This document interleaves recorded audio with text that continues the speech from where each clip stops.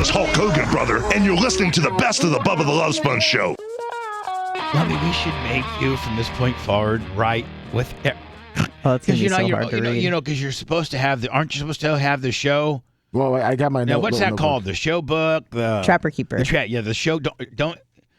You're the keeper of the show. You are in charge of the show, Trapper Keeper. Are you not? Yes. Yes. Now, do you have that Trapper Keeper? No, I'm currently with my thing. Hold on. How can Lummy? Not having your Trapper Keeper is the same as not having your headphones or your microphone. Like that is like not putting on your pants. Yeah, that would be like, Tom Brady going out there without his helmet. Well, but why? There's no excuse. That is supposed to never leave that area. Well, we had it cleaned up. There might be a problem with that, so we've been working on it. It went missing over the weekend, so we've been looking for it. Hold on. Missing. Trapper Keeper missing thief. From where? The area that I was told to keep it in from now on, which was engineering, and it's been in there for months upon months. Because I would get it when I do engineering, buddy, bring it in. Your Trapper Keeper's gone? Yes. Well, currently we cannot find it. It might have. Why am I just now finding out about it? And when did this happen? When have you known about this? Don't lie. You better tell the truth, Lummy. Yesterday. I went to pick it up yesterday. Are you freaking out? Oh, I was freaking out. Why am I having to organically find out about this? Well, we were gonna spend some time today looking for it because someone might have just moved it or it was thrown away by the people that were messing with stuff. And I don't want to speak for Lummy, but we did spend a good amount of time at the end of the day yesterday looking for it. Because once he found out, it was like the end of the day. Hummy. Uh-oh. I don't think they threw anything out. I think they just threw it in the hallway. Did they not? Or did they actually throw things out? They actually threw things out. Oh, my God. No way. They threw out a notebook? Well, yeah, I guess so. Because there's other ones that have got thrown away. Hold on, Anna. Yes, they probably would have thrown it away because the way Lummy keeps it, it's not. Looks like trash? Yes, it's like, this is clearly garbage. Right, clearly. And it doesn't even, like, we have a label, like a brother label maker here, and Lummy could put, it had labels. Show Trapper Keeper. Not trash. Did it have yes. Show Trapper Keeper? It had Lummy's Trapper, and then it also had show notes, and it had I think that was it on the front. And then inside that huge heap of garbage that was outside yesterday. I'm gonna be dead honest with you. That is horrible. Oh, I know. Like, you don't understand. But that's You've not made his some big fault. mess Someone ups. else threw it out. Well, it's kind of his fault. I put it where I was told to 2 months ago. And Who told you to put it there? Blitz. Because we had to keep this area clean, so I put it next to the computer I used there. Then it was to clean all those tables and everything off. So then I put it on the shelf, and it was actually very organized. All the papers were in it, and I would take it out of there every morning. I would walk in and grab it and bring it in here. Because what was happening is when I put it in my backpack, the metal prongs were getting, they were coming loose, which is why the paper. So I said, leave it in engineering. No one will ever mess with it. It will be there. So I did that every day. And I always got it every morning, brought it in here, because then this area would be clean too. And it wasn't just papers upon papers upon papers. It was back on the shelf. Well, they cleaned the shelves, and it's not there. So. I mean, that's not Lummy's fault. Yeah, clearly. Well, okay. If someone else goes in there and starts throwing things out, I mean, what the hell? Lummy. Oh, trust me, I'm praying to God that it's still someone just moved it. Lummy, but okay, let's say we get lucky enough and it's not gone. Don't you think you might want to keep a backup Trapper Keeper? I mean, that's like almost our show that's our internal hard drive. That's our will to win. That's our sun. That's our life. That's our guide, our guardrail, if you will. Our show guardrail keeps us out of the ditch. It's know. like, and it's the history and the time that's been invested into that one particular book and all the statistics and things that you've written down and stupid stuff that didn't matter and stuff that really did matter and who's the 3 eras of the belt, maybe 4 now, I don't know, and then the 4 eras of the belt and just everything, Lummy, when I was supposed to be 249 by a particular date, and just God, oh my God, it'd be like almost if somebody lost the Bible when they were writing it. They were writing, like if Moses, whoever was in charge of the Bible, and he had to come to Jesus and said, hey, all that stuff I've been writing down for these couple hundred years, that we're going to make into this bestseller, and to bamboozle people out of their money. Yeah, my son. Yeah, I'm so excited to get that thing out. Make the masses read it and believe it. We're going to get paid. Yeah, well, guess what? I lost it. Well, I didn't Start lose it. over again. I mean, how do we start over? We like, wait, I I don't even don't know. know. I mean, that's why I'm hoping that we can find it.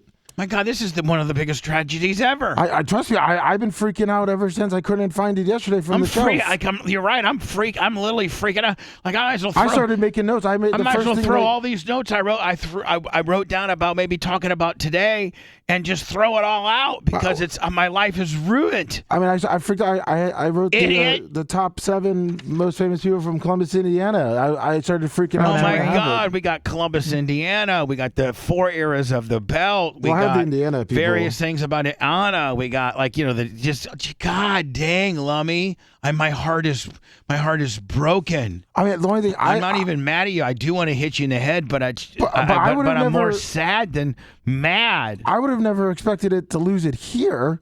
Like I could see me losing it if I took it home. Red, is this a shoot? No, this is a shoot. Like I'm just as lost as Lummy is. Oh, that's There's not only good. a couple of possibilities. This is a here. shoot? Yeah. Have you got a hold of the merch crick? I've been getting a hold of her immediately. She's been known to come here and clean. Dig through trash for things. And throw stuff out. No, of all she wouldn't people, throw I that feel like out. the merch crick would recognize the Lummy show Lummy's notes. notebook, you know? Well, let me. Yes. Have you reach out to the merch crick? No, I was just. Well, there's the first person to reach out. When to. was the last time you saw it? The day we had that tech stuff done in the rack room. Well, I had it Friday. So that was Thursday? Okay, so It Friday. says, Okay, yeah. so you had it the day after. Yeah, I was Oh, in there no. Friday. Oh, wait, hold on a second. There's a plot Peeling twist back there. the Hold on. You're good then. If you They had came on it, Thursday. If you had it after the tech guys had already left the building, and you'd had it after that, This is on you. Yeah, that means you lost it, Lummy. yeah. I mean, Let me first. if you Don't blame it on them. I thought we were blaming them. Anna, that changes the whole Completely. thing. No, hold on. I mean, Hold on. You I didn't hold have on. it in here Friday, but I'm pretty sure I saw it on the shelf on Friday. Oh, you don't know what you said. I'm What? I don't know. I'm freaking out. I know 100% it was on the shelf when I left the My show. heart is torn. I'm not trying to back you into a corner, Lum. We're on the same team. I understand that, but I didn't clean anything out, and there's no way I would lose the Trapper Keeper. It goes in and out. I have a routine. Oh my Talk to merch God. crick. Well, I mean, I'm just like, Maybe she moved it. and then let me to be dumb enough not to even make her your first call. Well, my first call was a Macho. My first thing was a Macho Man, and he said he thinks he threw the notebook away. Macho Man's worried about What? getting So now it's Macho's fault? So does Macho Man know? Oh. You better get on that Hold slate on. and start defending so himself. Macho Man, I don't think he's on slate. I think he went to go to the doctor. Rat, I think Macho's gone. Is he not? No, he's here. Sorry, merch crick walked in. So Lummy, talk to the Macho Man on the slate. I mean, Lummy, you're not investigating this very thorough. I did yesterday, and I'm trying to find it. No one has answers for me. Did you ask Macho Man? Yes, I did. That was my first thing. What'd you say? I said, Macho Man, have you seen this notebook that was sitting here for? And he goes, oh, I cleaned some stuff out of it. It's on that shelf. It's gone. I said, what do you mean gone? He said, it's probably in the trash. And I said, OS, is the trash still here? And then the trash was gone. I went out to look, and the trash was gone. But I asked what it was, the description of this item, and all I saw there were doodles. So I didn't see any notes for. So you threw it bits. out? So I thought it was just somebody who was. It was a muscular guy. Some muscular guys drawn in the thing. I didn't know if it was somebody's porn stash or what, but. Lummy, you draw muscular guys? I have He was before. just drawing you, Bubba. I drew. Yeah, I drew you, Lummy. and I drew So hold Macho. on. when he Wait, hold first on. What are came. you eating? Hold on. Listen, a York peppermint patty. Oh, it looks delicious. So it is. I needed it because I'm going through. I a low understand. anxiety right now. understand. Okay. No need to like- explain. It's like when a person who smokes needs a cigarette real I fast. like Dan. So I needed to have some kind of candy. A little hit. Yeah, to get me through. This is like I'm stressing. I'm freaking. He's stress eating. That's okay. I'm shaking. My God, how many more times are you gonna mess up before I finally fire you? My My God. God. Macho this Man, is throw me. your stuff. I don't even know this Why is on me? me. And I told Macho yesterday, I'm like, wait, I'm going to be blamed for this whole thing for putting it where I told to put it every day. And I'm still in trouble. Had I known it was a Bible, I would have scanned it in PDF, backed it up, carbonated it, all kinds of crap. You know. Oh, okay, thank you, Macho Man.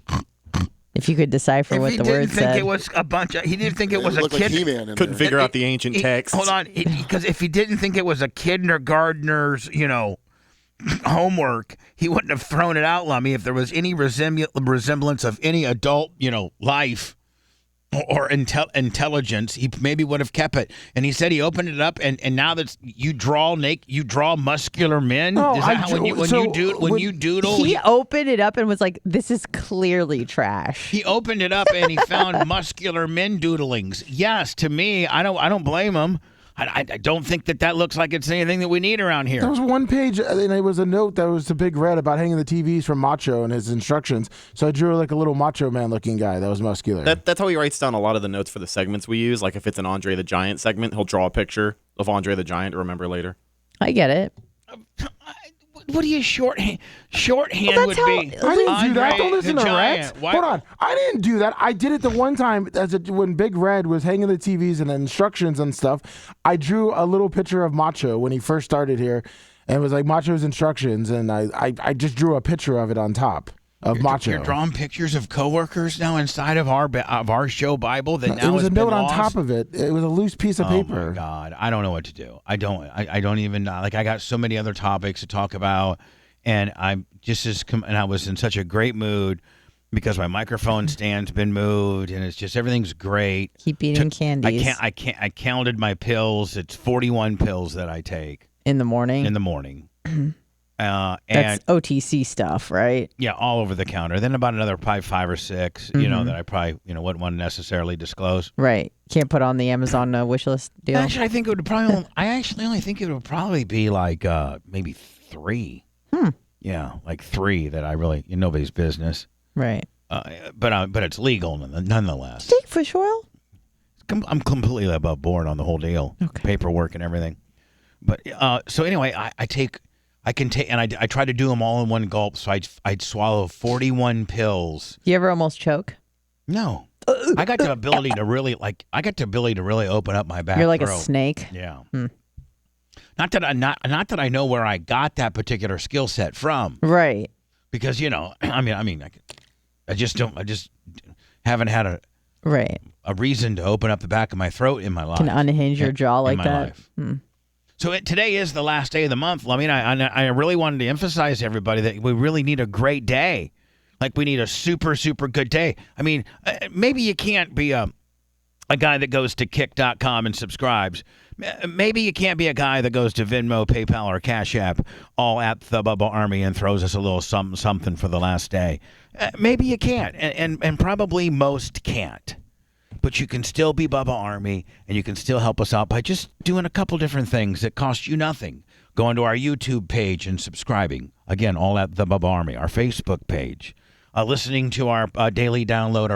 By the way, did you see how well the podcast did yesterday? Oh, yeah. It did super well.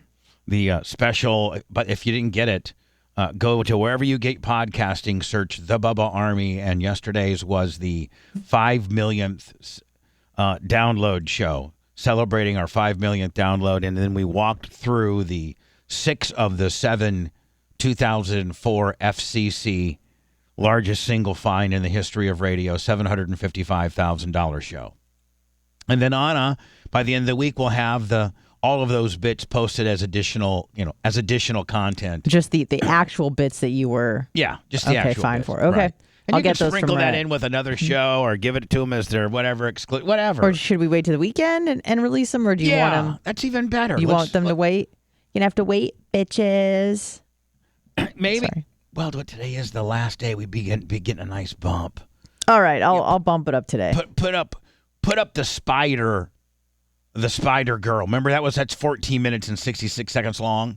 Okay. And in conjunction with what else you were going to put up as bonus content. Okay. So then every day I'll release it. What do you want it at 5? Yeah, sure. 3? Whatever. You know what? You tell me. What do you want? 3. 3. Done. Noon and 3. Thanks. Okay. Perfect. So again, there's all kinds of different ways you can contribute. One of which is going to our podcast land. So thank you so very much. Rumble, YouTube, all of that can cost you nothing, but really does help us in a lot of different ways. So I need to go to words because I'm late.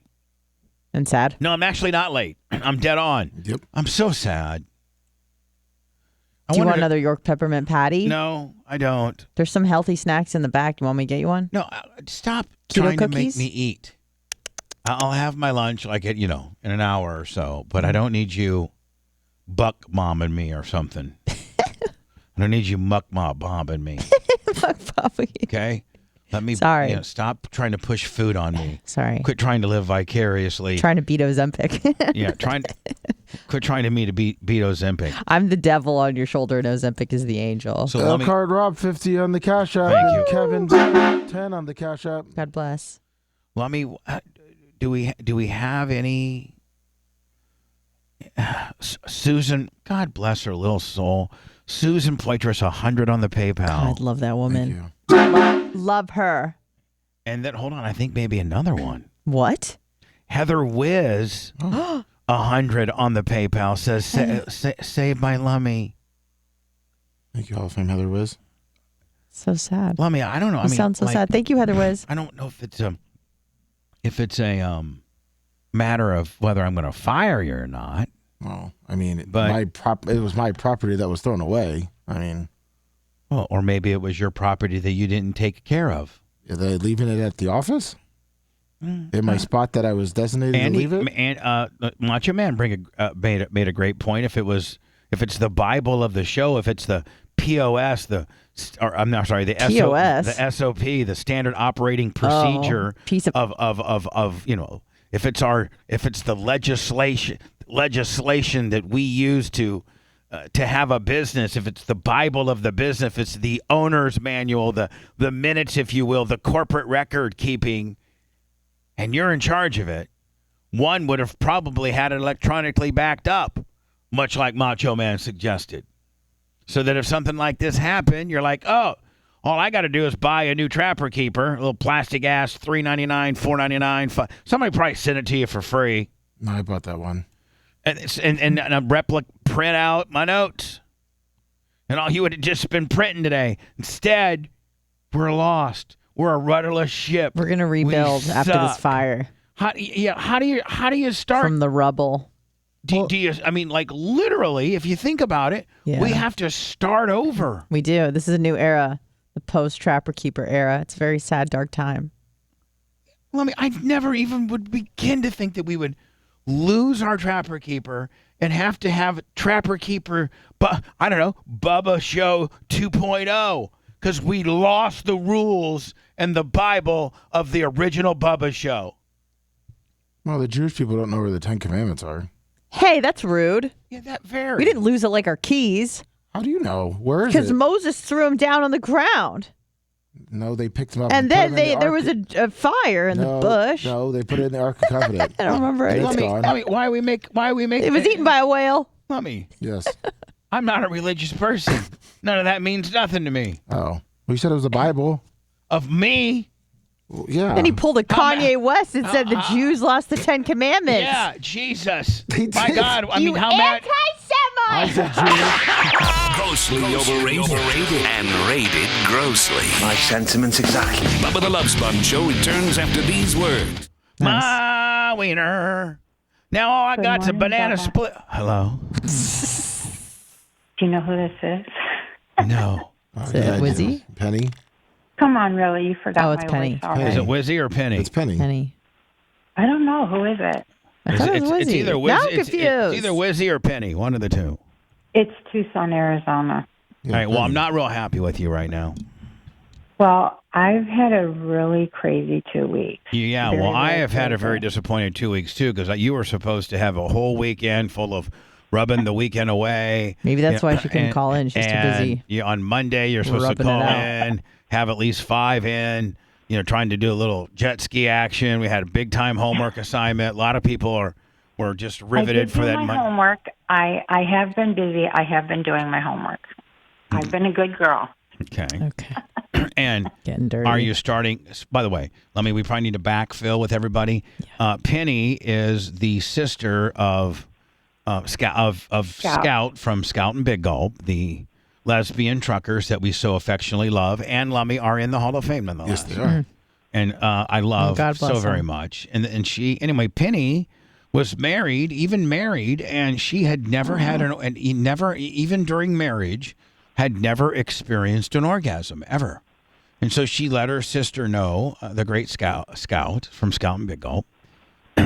Or no, are you Big Gulp sister or Scout's sister? Scouts. Scouts, yes. Scout is the shorter of the two for those scoring at home.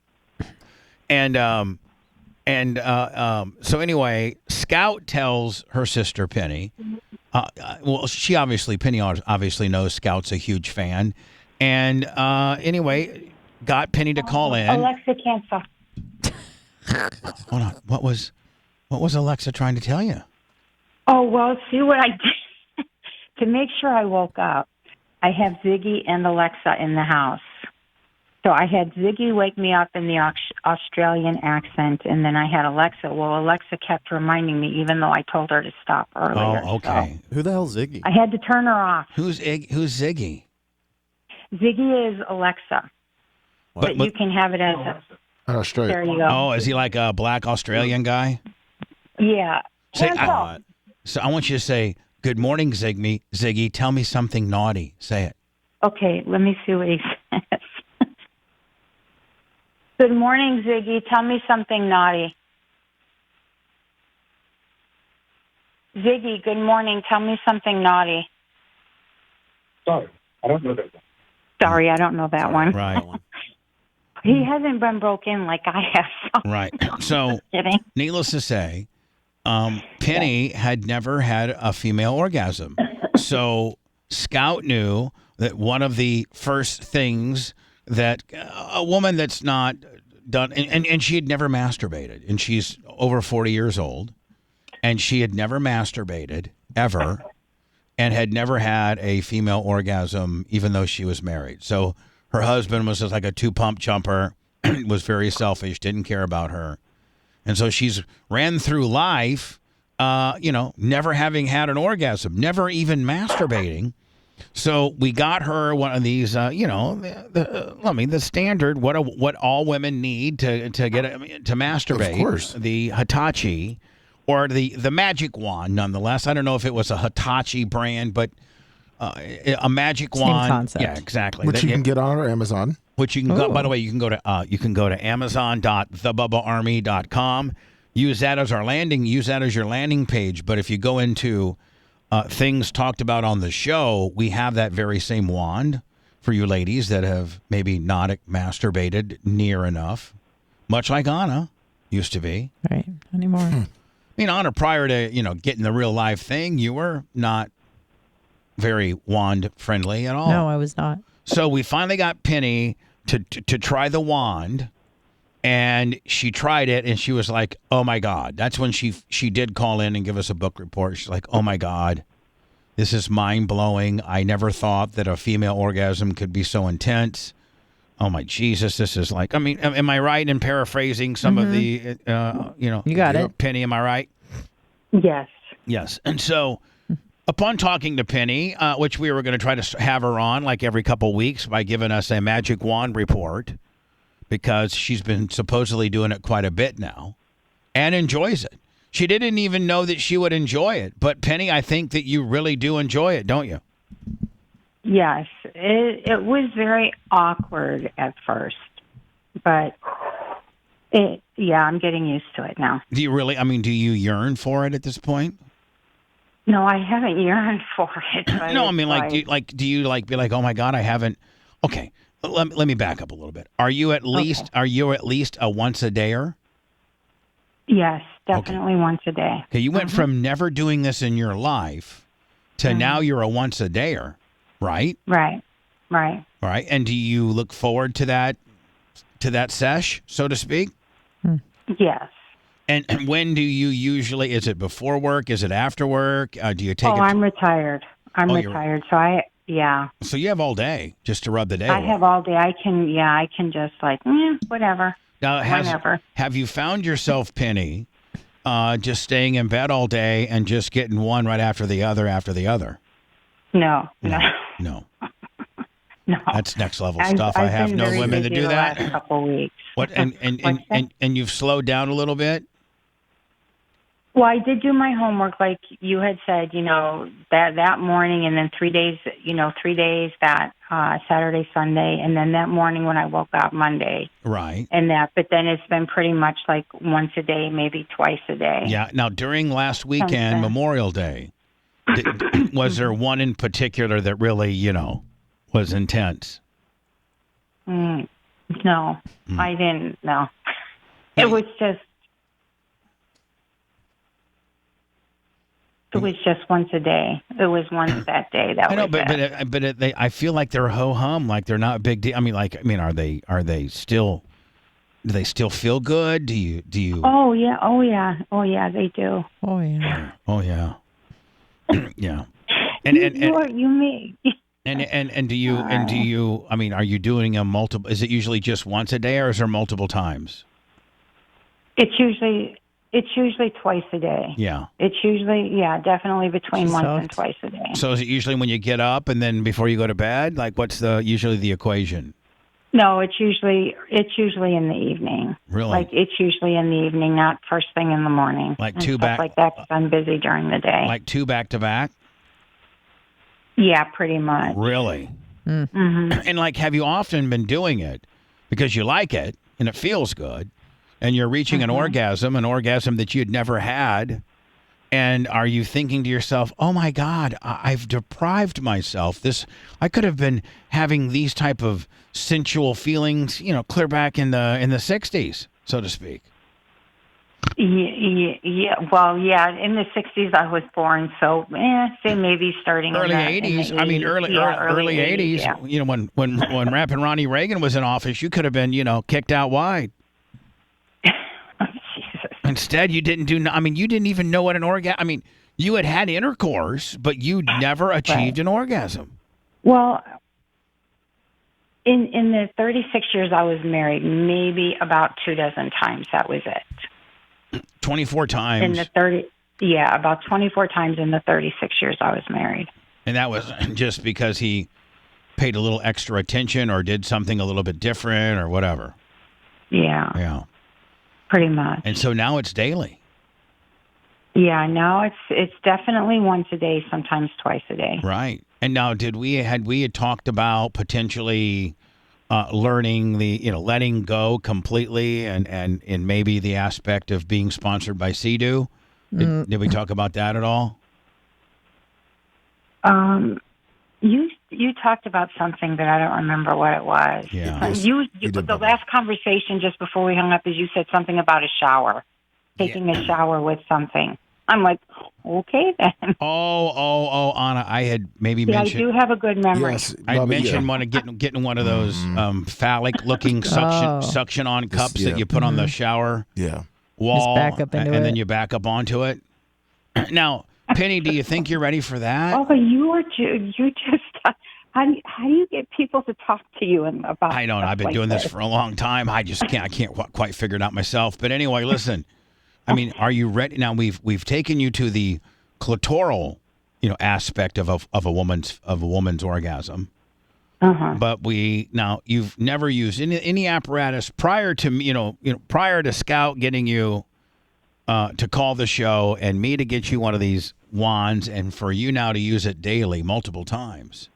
I mean, that is very much, a very big leap of faith. Do you think that perhaps you might be ready for the next female masturbatory landmark, if you will? I don't know. I don't know what it is. Which it would be a dildo. Classic. And it would be I'm using technical terms here. And now have you ever used that? No. Okay. No. Now, but you were married for 36 years, so you obviously were exposed to a penis. Oh yes. Yes. That's for sure. Now, was your husband's penis satisfying, or was it little, or was it disappointing, or no? It was definitely nice. That's for sure. Oh, you did enjoy that. Yeah, he just was a wham bam. Thank you, man. He just couldn't. I mean, he enjoyed the little bit of time you had with it, but he was just too quick. Like he was like just a quickie. Yeah. Yeah. Now that could say a lot of something about your equipment, Penny. That could be saying that you got some good equipment, Mm. Well, I was just thrilled to know it worked still after, Right. Well, now, Penny, what we could do is since I have your address on file, is I could get you, like a dildo, or like maybe one of those hey, Lummy, how about one of those magical kangaroos? Oh, yeah. Or the rabbit? Oh, Jesus. Yeah. The rabbit. Yeah, we'll get her the rabbit. Now, Penny, have you heard about the rabbit? No, I did. All this stuff is very new to me. I called regarding the JJ rejuvenation. That was it. And now all this is happening. Listen, why would you even rejuvenate your vagina if your vagina is not healthily being used sexually? Right. That's like saying I got the best looking sandwich in the world that I can't eat. When having a car if you're not going to drive it. Yeah, exactly. Might as well have a car like Gus and drive the hell out of it and feel good than having a brand new right show into the car. ground. Right into the ground. So anyway, listen, Penny. Penny. Yeah. There's these. Are you near your laptop or have the ability to get online? Because I can get my laptop. I'd like for you to look at, probably the rabbit. Oh, yeah. And the rabbit would be one that I could get her. Now, Anna, are you familiar with the rabbit? Yes, but only because I watched that episode of Sex and the City. Okay. So I'm assuming you've never used the rabbit either? Anna? Me? Yeah. Not that one. Now on some of these rabbits, they got these pearls that go around and around, and Yeah, like on they're on the bottom part. Yep. Yeah. Now, are you looking at Penny the rabbit? I'm just getting my laptop open right now. So you want to Google probably female rabbit device. If you type in rabbit, Amazon. rabbit pearl vibe, will pull up. I'm sorry, Lemmy. You can't have Percocet opiate tongue and be on the radio. So and drunk. Rabbit pearl vibe. Like vibrator? Okay, hold on. Rabbit pearl vibe. And that will get her what it is. All right. So, Penny, if you could Google rabbit pearl vibe, that's going to show you the type of instrument that I'd like to send you, and to take your orgasmic level, rabbit. I'm doing it myself. Rabbit pearl vibe.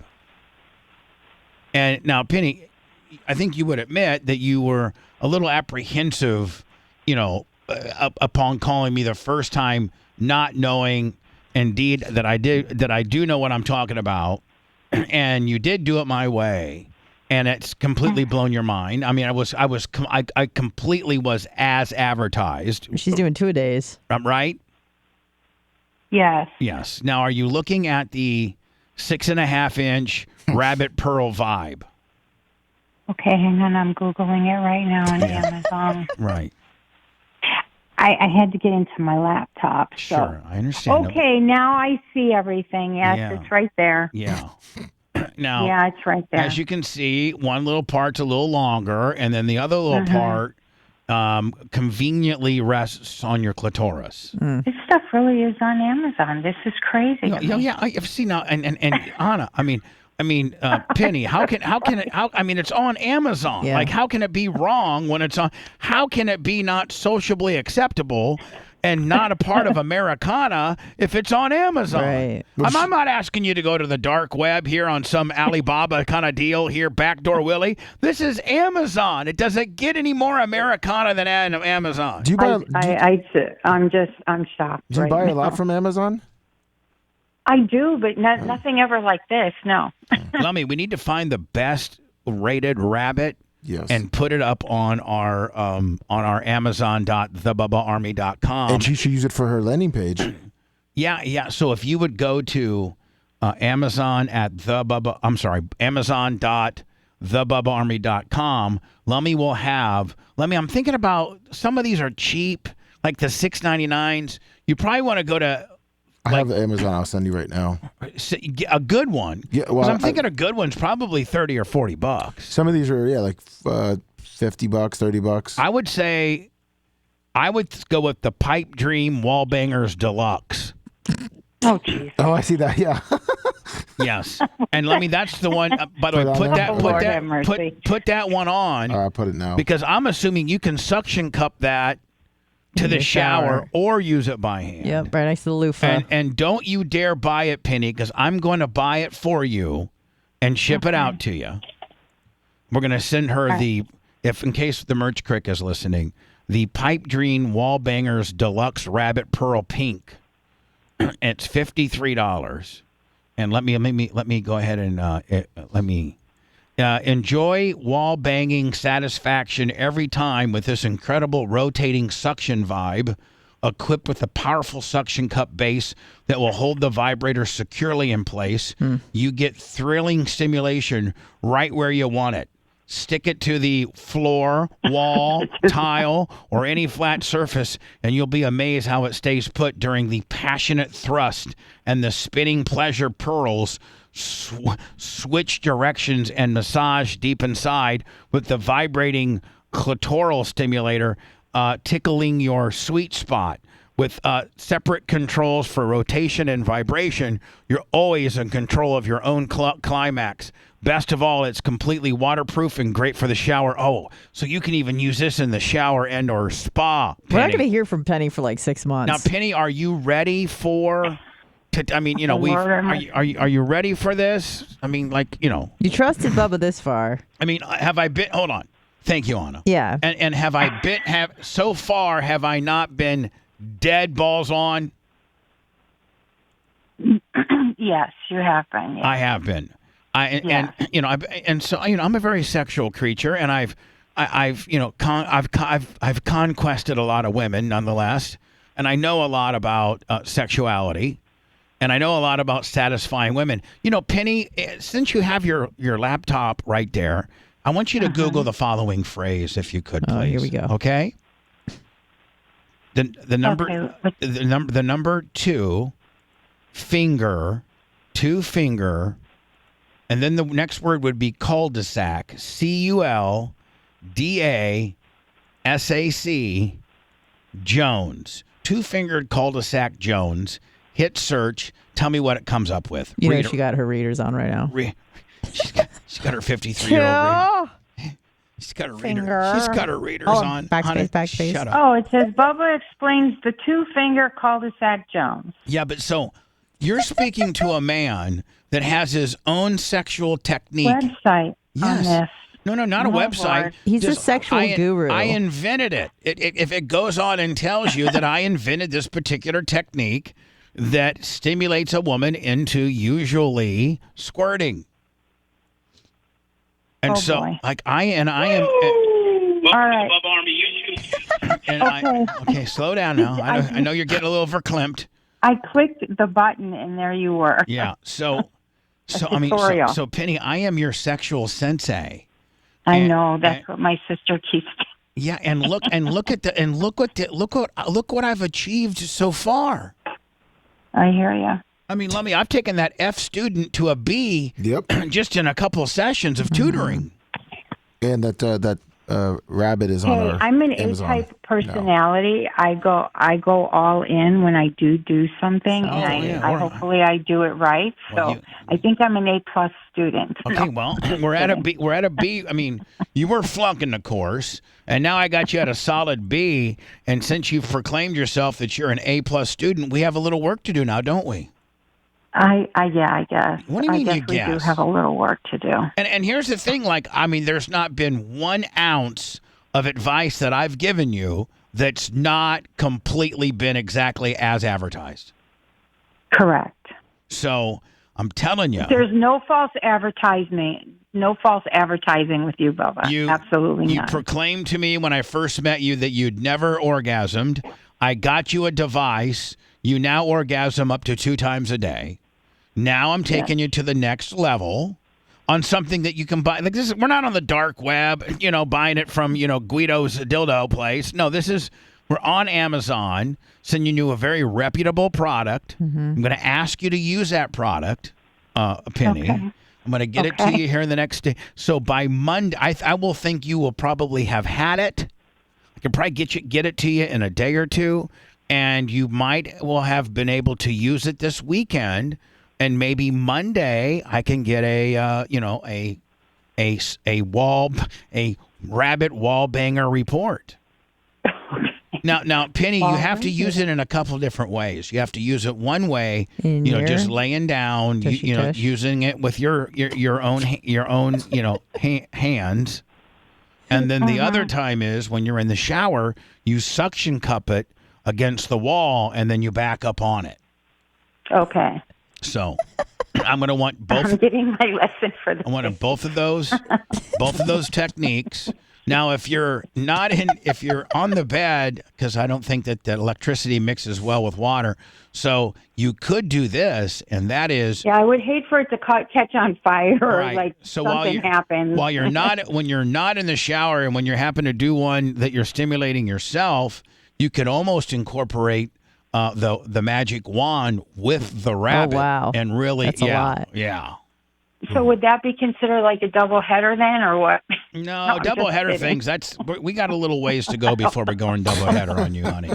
Little U-turn, Jones Willie. That's way advanced.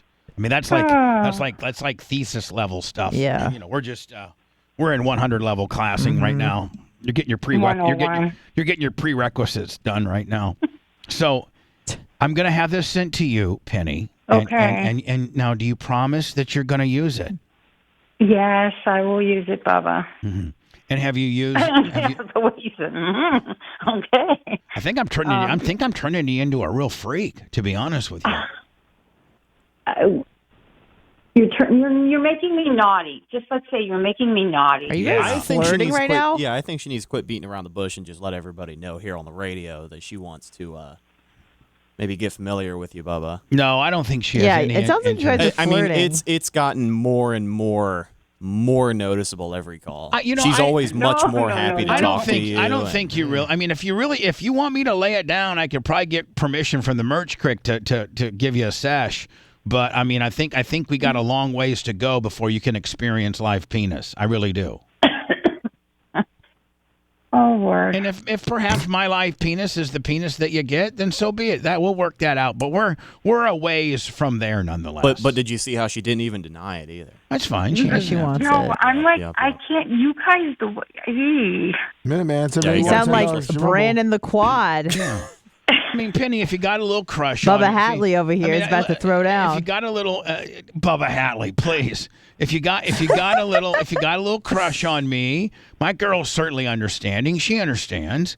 And so if you got a little crush on me and you think while you're masturbating, you're closing your eyes thinking about me, that's not a bad thing. I'm very humbled by that. You're a superstar. Yeah. You're a celebrity. You see, there might be other women that rub themselves Hell to me. yeah. I mean, I mean, I've been a radio, superstar for 37 years. I still got the it factor nonetheless. Mm-hmm. But anyway, Penny, we got a long ways to get you before you're ready for my live penis. Can consider some of the things that as your sexual guru that I'm having you do is to condition you to be ready for a super wild aggressive session with me. Because I wouldn't be able to. I can't hang out with some rookie. I mean, there's some basic things that you need to know if you're going to be with me. Yeah, it's getting you in shape. Yeah, be like me, want to go out and run a 15-mile marathon. I got to work up to this stuff. Yeah, 15-mile marathon. Right. So Penny, the wallbanger rabbit with a report on Monday. Okay. And until then, at least a wand or two a day, if you could. And feel free to explore, all of the calves. What am I trying to say? That's not. Here's what I think. Here's what I think. All of the entrances of your body. Here's what I think you're trying to say. Yeah. Because I'm so good at radio. Anna's saying that the magic wand may be an outside thing. You think it is, but you can make it an inside thing. Is that what I'm thinking? Yeah. Yeah. There you go. Just don't think that the wand has to just be, exterior. What I'm trying to say is sometimes when you close a window, you open a back door. Yeah. So. Yeah, I got you. Yeah. And we're probably going to end up going there eventually in this journey of sexual sensateness there. So, Penny, I was so glad to hear from you. And I was glad you recognized my voice this time and didn't say, "Who is this?" No, I knew you stopped me dead. You stopped me dead in my tracks as soon as I heard it was either Penny or Wizzy. I'm like, whoa, attention. Wake up. Here I am. No. All right. I'm just kidding. Well, listen, I'm going to get the merch crick to get that out to you today. She might have already have done it because she has your address. She might throw some anthrax in there. And the merch crick's cool as hell. She'd be cool with you blasting Penny? Yeah, if you think so? If it was set up, if I'm like merch crick, just be cool on this one time. Okay, Daddy.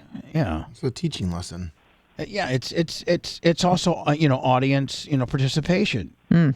I mean, you don't think that she wouldn't be Bubba Army for life if I was able to make turn her into sponsored by jet ski, sponsored by Sea-Doo? Now, are you excited about getting to the Sea-Doo level? I don't know. I don't know. You sounded very bitchy about that. Yes. No, I'm just like, this thing is still so overwhelming. All this stuff is still just very overwhelming. I know, but so far, yes, it is overwhelming, but so far what you've stumbled upon has been very pleasurable nonetheless. Yeah, yes, that is true. And if each step is even more pleasurable, can you imagine what a full-blown sponsored by Sea-Doo deal would be? Mm-hmm. My two-fingered cul-de-sac Jones. Did you read what the Now, don't read it out loud, but did you read what the definition of the two-fingered cul-de-sac Jones is? No, when I clicked the button, there you were. So I will do that once we're off No. the air. I'd like for you to read it up silently while I have you on the air and get your natural reaction from Bubba, it. I think she went to her YouTube because that comes up first. She has to go to the other. Put the readers back on, Penny. Put the readers back on. Let me tell her which link to go to.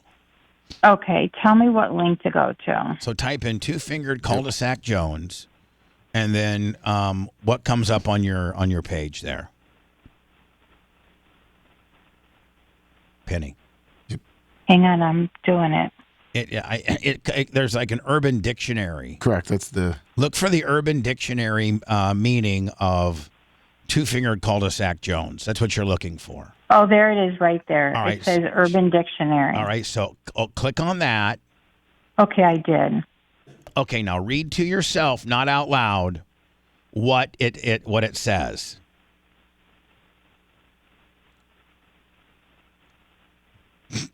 Okay, I read it. Yeah. And see, I got to think that you've never experienced that before. Oh, no. Right. No. And so that's what that technique is designed to do. And so can you imagine once we get there? Oh, Jesus. She's overwhelmed. Do you need a Xanax? Do I don't know what I need. I mean, like, so you've never, prior to the wand, you never even had an orgasm. So can you imagine orgasm so intensely that it's, you're sponsored by, you're jet skiing? I mean, as long as it doesn't give me a heart attack, I'll be in good shape. Oh, no, it's not going to give you a heart attack. And we can, and I guess, medically we can speak about it, but we're talking about, women squirting. Mm. And that's the medical term of it. It comes from the Skene's gland. It comes from the Skene's gland. When a woman exteriorly ejaculates, it comes from the Skene's gland, and it's a thing, nonetheless. And my two-fingered cul-de-sac Jones stimulates that action. And so you hadn't even had an orgasm. Can you imagine taking it to that level? To the next level. Where you're doing that sort of thing? Now, have you heard about girls doing that sort of thing before? No, it's not something I ever talked to my friends about. So not even my sister until I told her that. Hold on. So you're about the JJ rejuvenation. So hold on. So not only had you not female orgasmed, but you and your little female circles have never talked about, like, one of your little girlfriends during wine time never said, "Oh my God, me and my husband were together last night and he got me to squirt for the first time." No, I just started talking to my really good friend about all this just recently, and she was shocked. Now, how did you position it to her? I'm talking to this radio personality that sent me a magic wand, and now I make myself orgasm twice a day, kicked out wide at night. It was weird. I told her about the JJ rejuvenation, and I said I called the radio show to talk to Dr. Dan, and it went from that to this. And then I got a toy in the mail from Amazon. And I got a toy from Amazon. She goes, "Oh, have you done this, this, and this?" And I'm like, "Huh?" So now we are talking about this very openly, and I'm just like, still like, all right, well, okay. now, see, but hold on. Now you're going to be able to say, and my sexual sensei, Bubba, has now sent me the rabbit wall banger, where I'm using the rabbit, too. I'm incorporating that into my bag of tricks, and then eventually he's going to get me to squirt. Lord. Yes. She has asked me. She says, "Have you been doing your homework?" Because I told her I have homework. And she knows that this is homework of being a naughty girl. We're trying to turn you into a naughty girl. Very naughty. Right, being very naughty. No guy wants to date a girl that's not naughty. Anna never used to be naughty. We've turned her into a naughty. Now I'm a filthy McNasty. Now she's straight filthy. I mean, she's rop eye mop jobs and everything. Yeah. Wait, what? Oh boy. Mm-hmm. See, you even shocked her right now. Well, she knows it's true. I shocked her because she didn't know that I knew. She's like, "Oh my God, I didn't know I knew the truth. You got footage on me, kid?" Yeah, I see her rop eye mopping all the time. Oh, wow. Wait till you start the rop eye mop. That's a year from now. So anyway, Penny. Oh boy. Penny, look for the wall banging rabbit. Okay, I will. Use it once, using your hands and the wand together, and then the other one suction cupped during the shower. And, okay. And we hope to hear from you on Monday, okay? All right. As long as I get it before Monday and stuff like that, you will hear from me on Monday. But if let's say you didn't get it till, Monday and you used it, then call me Tuesday. Like, just call me whenever, okay? Okay, that sounds like a plan. All right, Penny. Good talking to you. Okay. Bye now. We deviated from the norm, and look what came of it. You have some issues, kid. Bubba the Love Sponge. The Bubba the Love Sponge show returns after these words. Factor. So, green beans. I only have 3 people that live with me. Me, the Merch Crick, and my beautiful 74% pit bull, Bella, who I bring to work every morning, and I put her out back. And Lummy, she's the best goddamn guard dog ever. Is she not? Yeah, she is. I mean, if you come through that gate, she comes unglued, does she not? Yes, she does. She would come unglued on Brian sometimes. This is just, I found it easier. Like, it's the menu. I know, but this is what I'm getting here. Okay. Yeah. I can't see any of that. Oh, Anna, this is such good stuff. The chive garlic chicken. What plan are you on? I'm on I think 12 to 16 meals. I mean, like I'm on a paleo, I'm on a vegetarian. Calorie conscious protein. Okay. Calorie conscious protein. High protein. Okay. Calorie conscious high protein. This is the stuff that I've ordered. Like the chive and I had that last night. That is so good. Daddy like? Mexican beef with refried bread. Now, see. So anyway, back. You got me. You guys squirreled me. Oh, sorry.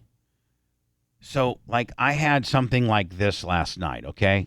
I think I did. No. I had this. I had Brussels sprouts last night. I think I had this. Well, broccoli. That's broccoli, buddy. It's okay. We'll go something green. We'll go over vegetables during the break. Listen. Everybody shut up. Sorry. Everybody just slow your effing roll. I can right now attribute, and there's not a person in this room, even that toothy little son of a bitch in the middle, that could say like, what are you talking about, me or Brian? that I am absolutely not an expert at spoken word radio. Maybe even a Hall of Famer. Okay? Would you guys all agree with that? Yes. Okay. Would you say that I have very little knowledge of vegetables? Yes. Thank you. Maybe the least in the world. Right. Show me a car, but I don't know broccoli. Show me a dirt track. I'll probably be able to tell you where it is. Would you put that broccoli in bleach? Why is it white? So can you cut me a break on vegetables, please? Sure. Appreciate it. Please, I'm asking. Can you cut me a break on it? I did it. So that's what was in my. I thought those were Brussels sprouts. All these years. I did. For years. I never knew any difference. I know what corns and potatoes look like. Right. I don't know. And I don't know. It's just all green to me. I don't know. I just eat the little tiny trees. That's it. Just give me some green tiny trees. So Anna, I actually within this meal, I actually am getting better about eating like the peppers and like I've been eating all of that. Okay. What's underneath it? The green stuff underneath that. It's like a salsa, like it's kind of like marinara, like noodles. kind of a marinara noodle deal. Okay. It's pretty good. Yep. So I was part of the big boy clean plate club of this deal. Ate it all. Nice. So I got these, and I'm like, Lummy, I was going to put them in a bag, right? Yeah. And bring them to work tomorrow morning and give them to the goats. They would have loved them, right? Oh, they ate the crap out of them last time you gave it to them. So I just said, Bella, come here. Bella absolutely went crazy over them. She loves them. And then I Googled. He's gonna have diarrhea today. Then I Googled, is it okay for you to give your dog vegetables or Brussels sprouts? After you fed it to her? After I did, yeah. Okay, good, great. I figured, I was either going to go Perfect order. I'm either going to the veterinarian to get a stomach pump out, or she's going to ride it out with Diarrhea Willie. Right. And it said it's not bad for them at all. Like it's good for them actually. It helps their digestive. My dog loves vegetables. Yeah, and so it said it's it's not, as long as it's not overly spiced or overly anything salted. Yeah. Salt's the concern. They don't process salt very well. But mine they don't. They were just steamed. Yeah, they're just steamed, and she went crazy over them. And she also likes those stupid ass green beans that I don't like. She likes those too. Excellent. And I found out a couple nights ago, one of her favorite things are carrots. She loves carrots. Oh, nice. Yeah. They're sugary. No, and they're not bad for a dog, are they? No, they're good. No. Probably good for their teeth too. So anyway, Lummy, I don't even know what I was saying earlier. Factor meals. We got on a poop deal. Brian can't poop in the morning when he's here. Oh yeah. Then finally, hold on now. Now, Rhett, do you take any type of poop? Oh. Huh? Sorry, He's grunting. I'm assuming that was a no. He's poopy now. Yeah, no. It's grunting. No, I don't. I'm sorry. I had to make sure my Connect was still plugged in. Yeah, we have a some type of distortion thing. Yeah, we're trying to troubleshoot and it's that. absolutely driving Macho Man insane. Yes, it is. Like I would just be like, okay, it doesn't really. I mean, when Rhett talks, which isn't that much, there's a little bit of a distortion. And it doesn't really matter. Well, it kind of matters to me, but he doesn't talk enough for it to really you'd really have to have a keen ear to be able to pick up on it. Yeah, I hear it. It sounds like a bunch of flies are swarming around him. Well, anyway, Macho Man. You're from the pig pen. Macho Man is just sick to his stomach over it. He needs to go to therapy over it. He's superset. Yeah, he's talked about it for like 4 days straight. Yeah, he's just completely tore up on the whole deal. Where's the buzzing coming from? This morning when I saw him, he's like, oh yeah, he's trying to I'm like, what are you doing? He goes, oh yeah, I see the TV behind you, big red installed. Looks like I'm gonna have to get that wired up, and I swear to God, I've been working 3 days on this buzz thing on Rhett's mic. Oh, I don't know. It might be a capacitator to a compressor leaner to a Siemens motor. Okay, whatever, big butt, whatever. Looks like you supersetted shoulders last night there, buddy. Does he do fiber or whatever, the poop stuff? Yeah, by the way, he has to. Yeah. Fiber, the poop stuff. Rhett, would you ask the Macho Man is on Slate. Mach, do you do any type of, poop pills? Kind of deal? I know you do probably other pills. He shook his head no and just said just protein. Just protein. I blew out the toilet. 5 Just protein. Yeah, Weeders. Yeah, dig it. Don't forget an all-staff meeting at 10:05 today. And if you're cool, I might want you to be part of my staff meeting because you have a really good mind for business. Well, thank you. Like, what do you mean? Dr. Dan's going to get jealous. He's never invited to a staff meeting. Well, Dan doesn't have the best mind for business. Oh, no. Oh, Brian said that one. It's quite painful to listen. Children love Bubba the Love Sponge. the perfect combination of entertainment and education. Yes, it's quite painful to listen until the medication kicks in. The Bubba the Love Sponge Show. Action! Hey, Bubba, I called in earlier and you hung up when you were laughing. Oh, I'm so well. No, I mean I think you were the God guy, right? No, but I called in after him. Oh, well, There's a perfect way to go into break, sir. Yeah. I think that's called a high spot. I use you as my high spot into words to keep people riveted through the 6 minutes and 20 seconds of commercials that I didn't hit, that I forgot to hit the network on, and then boom, we left you with a big high heater. Oh. Boom, some chin music, if you will, and then dropped our mitt and went into the dugout. Completely understand. I'm just letting you know in case someone recognized my voice if it was familiar. No, I really have been listening for 18 years, and I'm seriously, a lot of my friends have stopped listening because I know you're not a Christian, but some of the things Anna says are extremely, it's just true. When she calls the Eucharist a cracker, it's going to be interesting to see how you take this feedback. Because, hey, I'm just saying, me and my friends are the reason we built up your show. We tell people about your show. We promote it. We are your biggest fans. I'm not busting chops here. I'm telling you. Okay, hold on. I'm good. I got it. Bitch needs to settle down. Got it. But can you maybe do this favor? I'll keep Anna in check. I got her on a short leash. Trust me. So listen to me. Can you do me a favor? Ding dong. Can you do me a favor? Like when you're promoting the show and stuff, just tell them they got this little yappy bitch on there. And just say that. Say, listen, Bubba and the boys are cool, but they got this one little yappy bitch on there that just drives me crazy. Thursday. But just put up with her nonsense. Bubba likes her. She's not going nowhere. She serves a purpose, but she's a little yappy. Goddamn, she's yappy as hell. Isn't this a little snowflakey, though, and Bubba? I do. I was just about to go into a tirade about this. What I'm saying is, Brian, I don't care what people say about the show. Just promote it. And then say that you could. But then say whatever you don't like about the. I'm sure that there's a lot of people that like the show, but there's something about the show that they don't like. Whether it's Rhett, whether it's me, whether it's Lummy, whether it's your schmarmy libertarian ass, or whether it's the filthy Jew over there. I mean, I'm just saying that's what he thinks you are right now, Anna.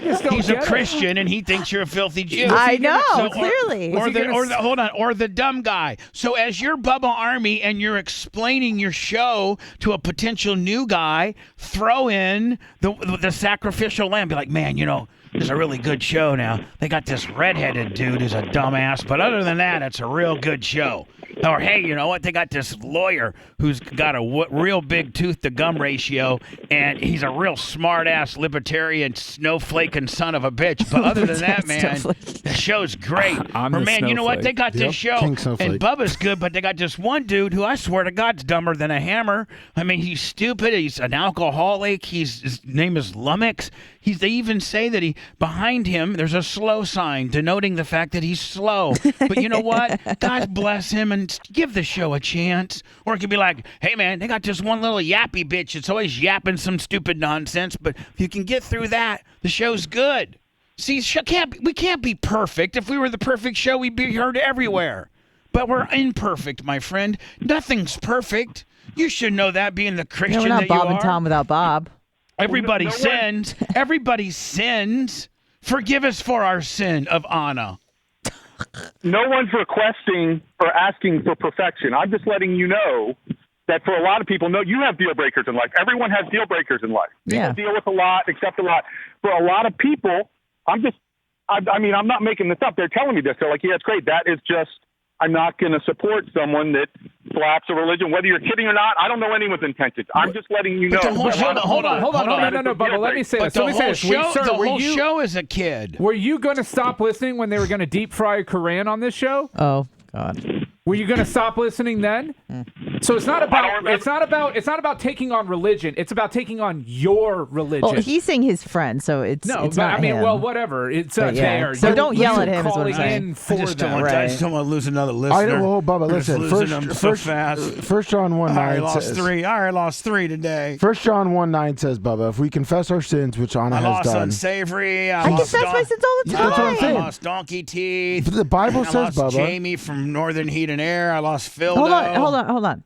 Go ahead. I lost three religious dudes today. No, Bubba. Anna confessed her sins, so have you, Bubba. And 1 John 1:9 says, if we confess our sins, he is faithful and just to forgive us of our sins and to cleanse us from all righteousness. Nailed it! Like Jesus. If you're a Christian, if you're a Christian, forgive me for our sins, please. Sins all you want.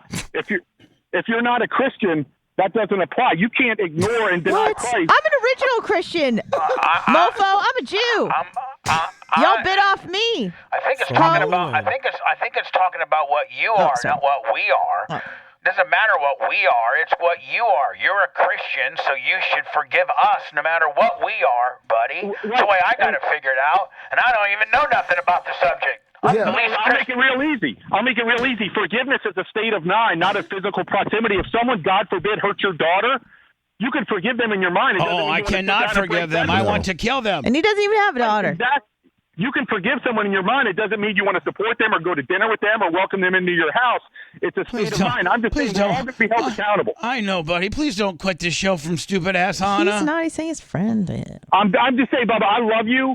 I have listened to you for 18. Nothing you does offend me, but the slights against it, and even though it's not coming out of your mouth, you're allowed to believe whatever you want. If the old saying, the only thing for bad things to happen is for good men to stand down. You are letting it happen on your show. How about this? We got to change. We can't just we're being a little snowflakey here. Let's snowflake it out. Listen, maybe Brian, that's why we're not, as nearly successful as we could, is because we need to snowflake it out a little bit. How about I get a one of the real fancy disclaimers that anytime Anna says some stupid ass stuff that might piss off a Christian, I go and go. The opinions of Anna Hummel, the dirty whatever the hell she thinks she is not necessarily those of the Bubba Radio Network. We really are sorry to the Christians we may have offended. John 3:16. Yippee. Luke 11:4. Forgive us of our sins. I know you're turning in this to a joke, and I expect you. I know you're going to turn it around. No. Hold on. But if everything's a joke to me, and I turn everything around, and this has been a great segment, and it's funny. More importantly, sir, regardless of your religious affiliation or not, haven't we had some good, clean fun today? Didn't you laugh? I mean, isn't this more funner than? I'm calling. Isn't this more funny than listening to Sporkle this morning? I mean, this heated debate that you and I are having back and forth. I still love you. You still love me, even though I'm agnostic. You're not losing this guy. James Wall's $20 on the cash app. I'm saying, boots on the ground. So how about this, buddy? So then you, every time you hear that little disclaimer, you could be like, yeah, man, that disclaimer is because of my stupid ass call, bitch. I mean, you could have a little swag in that disclaimer. You know what I'm saying?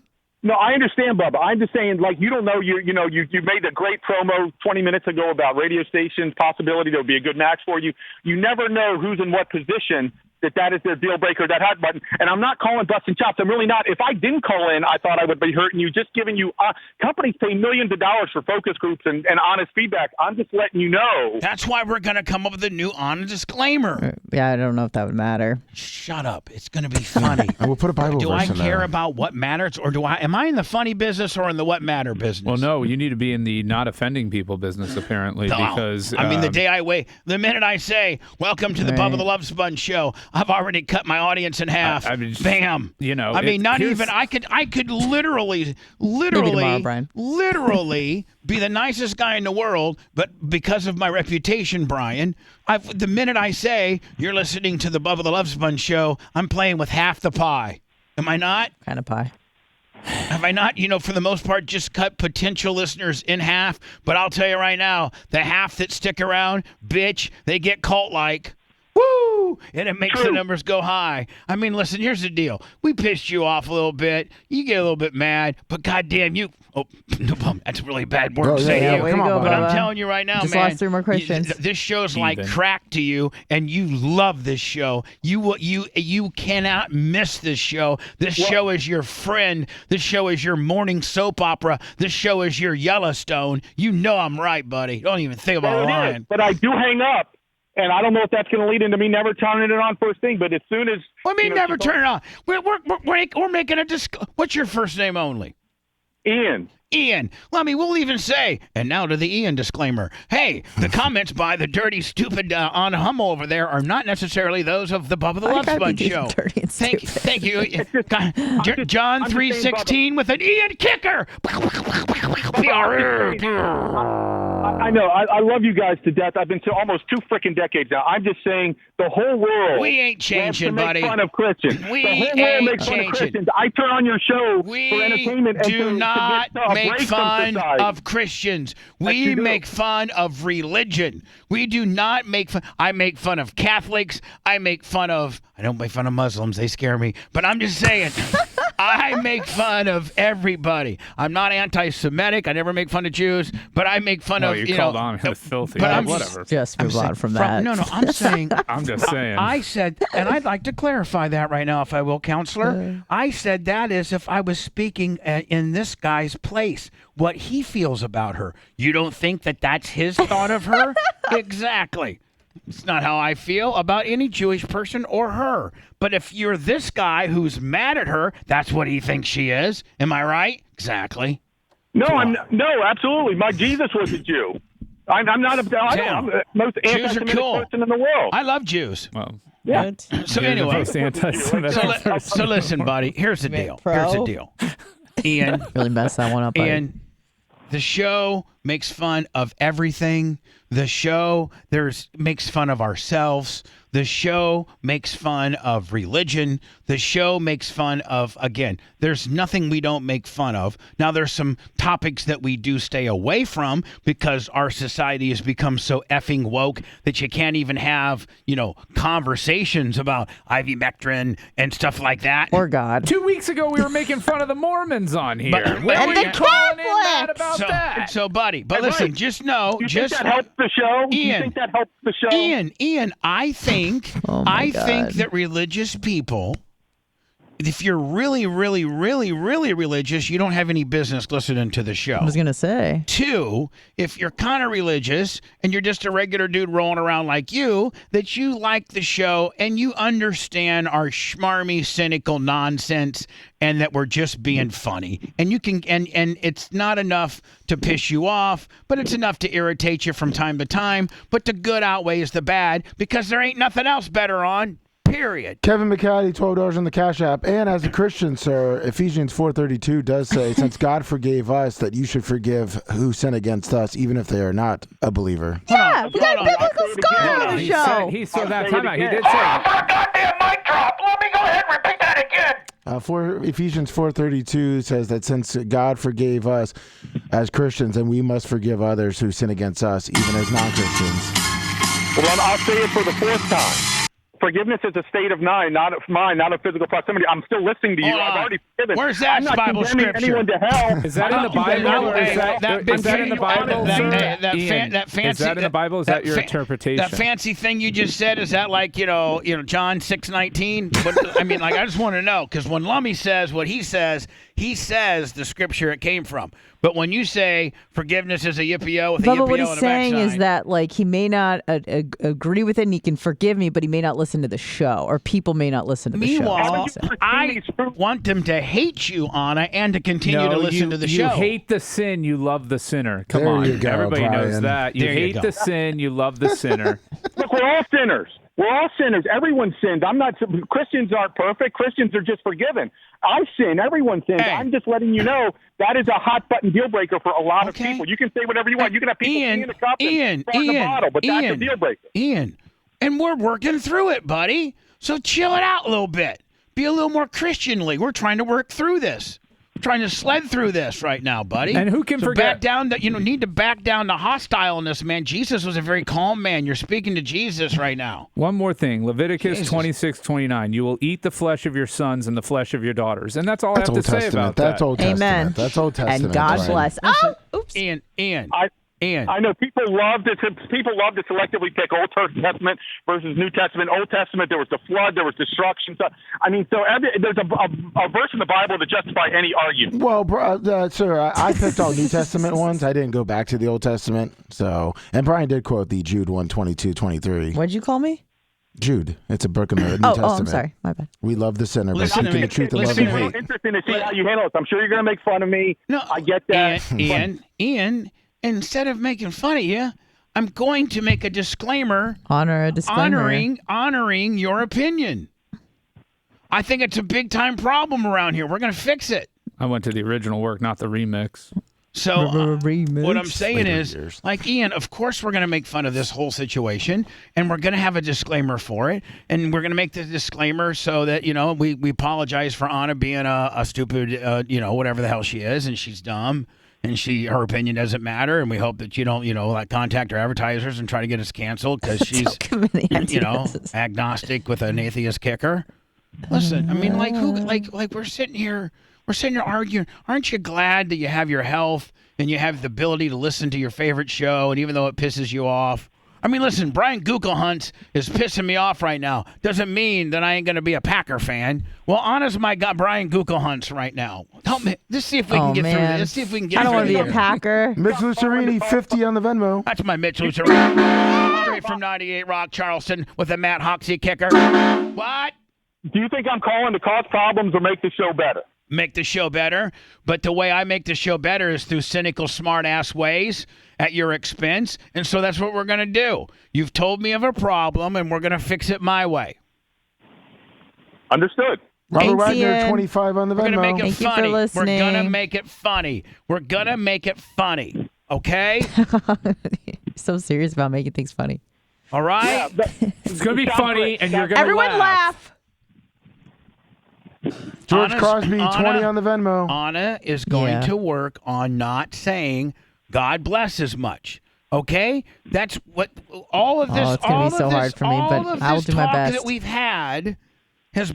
Can I boil it down to this, Ian? And you tell me if this is acceptable or not. Anna has promised me, her boss, that she's going to work on saying God bless because a lot of people take it cynically and it pisses them off. A lot of people that are evangelical that listeners, and we do have probably far more of those than we think, and we're gonna really work on it. Yes, we made it funny going back and forth. Yes, I'm gonna have a disclaimer in case she says it too often, but nonetheless, we're gonna work on it. And yes, I'm going to print a T-shirt up that says "God bless" Bubba Army. Not gonna do that either. Although it's a pretty good idea. But Ian, we had fun. You love me, I love you, and we're going to work on not saying that as much. And if we do say it, it's because we messed up. Okay? And thank you for the intel, because I think that's why he was calling. Yeah, you know what? And more importantly, thank you for the intel. And the phone lines are packed right As now. a Christian, am I allowed to say God bless? And you were the only one. God bless, Ian. Hey, Ian. Lummy I came from Lummy, the biblical scholar. Yeah, you know he means it. Ian, Not me. Ian, if it would come from Lummy, who you know is a Christian, would it be as offensive or would it be more meaningful? I don't know anyone's intentions, anyone's heart. I'll take it from anyone. No, hold on. No.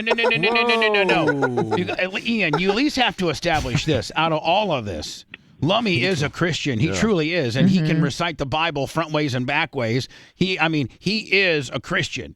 I can't speak for anybody else, but if Lummy would say that, coming from a Christian, that shouldn't be a problem. That shouldn't be a problem at all. And Lummy's been working for Bubba for, a decade and a half on and off. That's a long time to work with Bubba and still be strong in your faith. That's if right. anything, that says a lot about how good of a Christian he is. Hudson, $100 on the Venmo.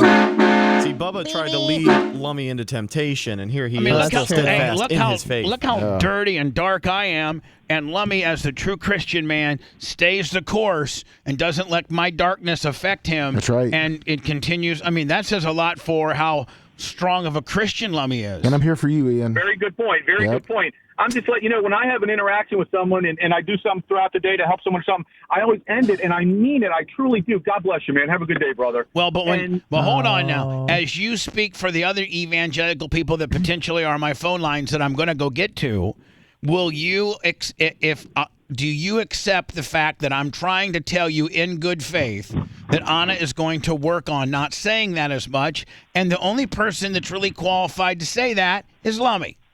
Absolutely. I wouldn't be wasting my time or your time if I didn't think I was curious to how serious you take it, but I wouldn't be wasting my time or your time if I didn't think it would benefit. It's funny because I hear that and I like the aesthetic of how it sounds, so I took it for myself. Now I don't mean it certainly, but I do like the way that it sounds. Listen, Ian, imitation is the highest form of flattery. Ian, let me ask you a question. Like I'm really asking you a real. This isn't like trying to be funny or for content. Like I'm asking you a question as a man.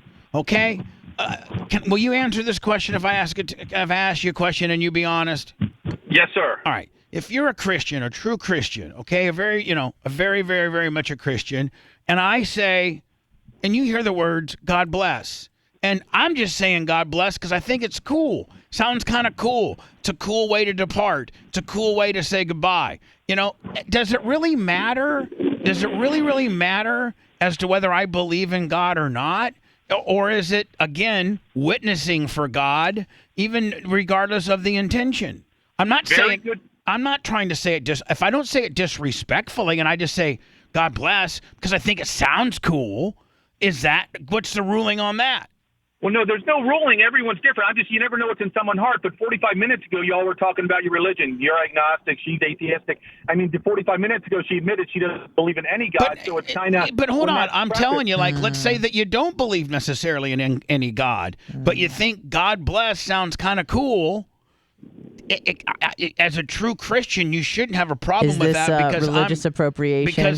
Because I'm witnessing, even though shreds. it may not be in my heart, I'm at least saying a good word about God, and that's I'm not saying God F you. I'm saying God bless. God bless you. Much different. Maybe I don't believe in God. Doesn't matter. I'm not disrespecting him. I'm just saying I'm saying nice words about him. Right, and that's why we're on the phone call. I wouldn't be offended by it. I pray for people. You never know what someone else is going through.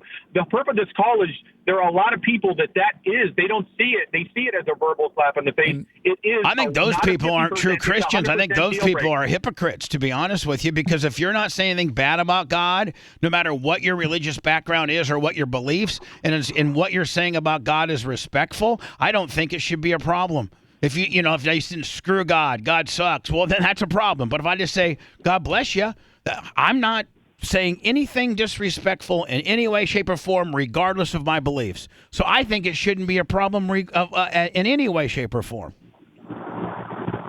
Very good point. Very good point.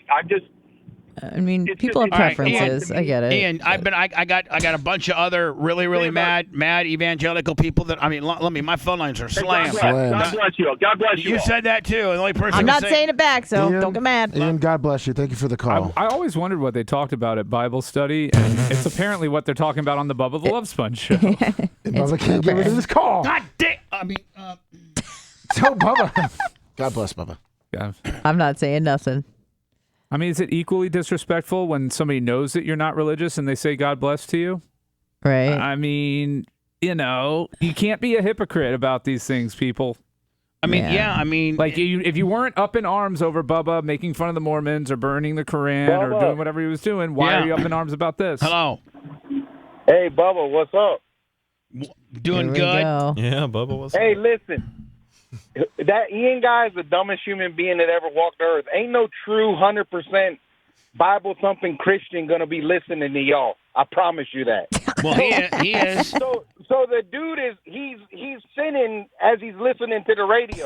Yeah, sir, even you that's getting ready to jump on a Skag lawnmower for the rest of the day, even you got it figured out that he's being very, very, very hypocritical in this Christian. Not real Christians are listening to the show where the host is famous for having a sex tape and. Whoa, listen. You're awesome. You can awesome. forgive. Don't worry about it. Say God bless to everybody. That's what you're supposed to say. All right, God bless. I think I made a great point, the fact that you can say whatever you want. And I think, Anna, when you said, hey, it's just got a good vibe to it. Like, I don't mean it. It's like almost like a fashion statement. Like, I just like the way that it sounds, and I've clearly I've appropriated and I've upset people. And it is funny when you start to get on the fringes, the outliers of the parabola of ideologies, that both sides seem to lose the sense of humor. But I will give it to the right side. I will give it to the evangelical side and say, listen, when they don't like something, they just stop listening and they keep scrolling, whereas the left tries to cancel you. So I do appreciate the fact that they can just move on with their lives. The left would have us canceled. Correct. The great Christians out there, they're just moving on. So there you go. Right side of evangelicals, those that are listening. Like, I appreciate you just moving on and not trying to cancel us. So. And here's my spin on it. If it's just a cool thing that you like to say, I love the way it sounds. Then now we're talking about First Amendment issues. Yeah.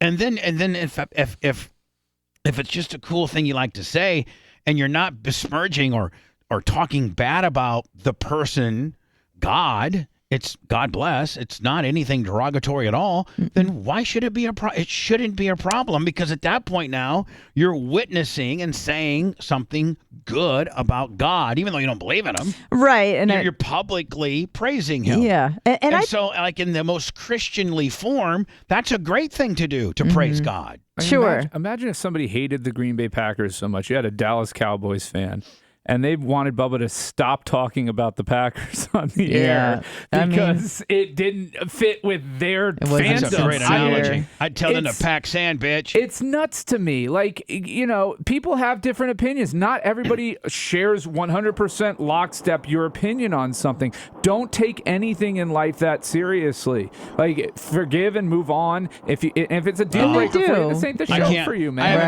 I haven't been able to move on from a couple things, so I get it. Hello. You're still stuck on a few things. I'm stuck on a couple things that everybody's been Let's telling talk about me. it. No, let's not. People get mad as hell about it. Oh, God. Then they'll call about that. Hello. Yes, you're on the air. Who's this? One last time. You. Hello. Bubba. Me. You. Hello. God, is that you? Oh. Yeah. You held you've been holding forever. Yes, when you hear the word hello, that means somebody is answering the phone that you've been waiting on, sir. Hello. Hey, sorry about that. The lines are jammed up. Yeah, the lines are jammed up from all these crazy Christians that are mad at us right now, and we are very sorry for offending you. Not offending me. These guys are Looney Tunes. So what do you want? I just like to say a prayer. God bless, blah, blah, blah, ye snowflakes. I can see why you were a little delayed in life, sir. Hello. Oh, jeez. Uh-oh. Hello? Uh-oh. Yes. Yes, go Hey, ahead. Bubba, it's Jim. Hi, Yes, Jim. I'd like to... Hi, Jim. That Ian guy, he said he'd been listening for you for 2 decades. So Anna is more offensive than Ned calling up churches and asking if the pastor or the Catholic father thinks about the sex abuse scandals. I mean, give me a break, Ian. I think there's someone who likes the sound of his voice, and I think it's you. Well, Ian may not be Catholic I like this either. guy. He's a little sassy. I like this guy. No, it might not be Catholic. It just. If I know, buddy, but I just want to let you know, I like it. You sound like you got a little spice in your step, a little cynical. I like you, buddy. I don't know who the hell you are. But Boston? Is this Mountain Bike Jim or a different Jim? This is a different Jim. Okay. Jim, the fat blind guy from. Are you Boston? Oh, God bless. I even like you more that you're fat and blind, Jim. Perfect. You're my new favorite guy. That's a good combination. Exactly. Blind fat Jim. Is your blindness related to diabetes? No. Oh. No. It's blind fat Jim. We're gonna make him a new star. And how do you know you're fat, Jim? He can feel his belly. Touch my and punch feel. goes over my belt. Yeah. I think But you can't see everybody else to see how big we've all gotten. I know, but that's a good thing. You can lie to a fat guy about how big you are. Fatness isn't relative. But a fat guy Brian. It kind of is. No, there are people who are fatter, but a fat guy can usually figure out he's fat. He doesn't need a mirror. I mean, all you gotta do is feel around, be like, man, my boobs are bigger than my wife's.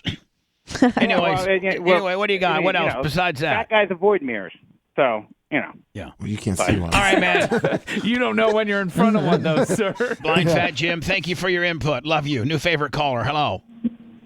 Bubba the Love Sponge, Joe the Supermarket. Yes. God bless. Yes, Joe. I have to say that I love it every single time Anna says God bless, even knowing full well that she doesn't believe. It makes me smile, and I love to return. He says God it in bless. chat Now, one thing, all the time. You know why? Because you see it the way I see it. And as long as what you're saying about God is not disrespectful, regardless if the person's a believer or not, you still are promoting, or as they call it, witnessing for God. You're putting God into the marketplace when normally he wouldn't be infused, and it's in a positive way. I don't know how that could ever be bad. publicity. You can get a Jesus tattoo on the front side like your Hogan one? Yeah. He already has it.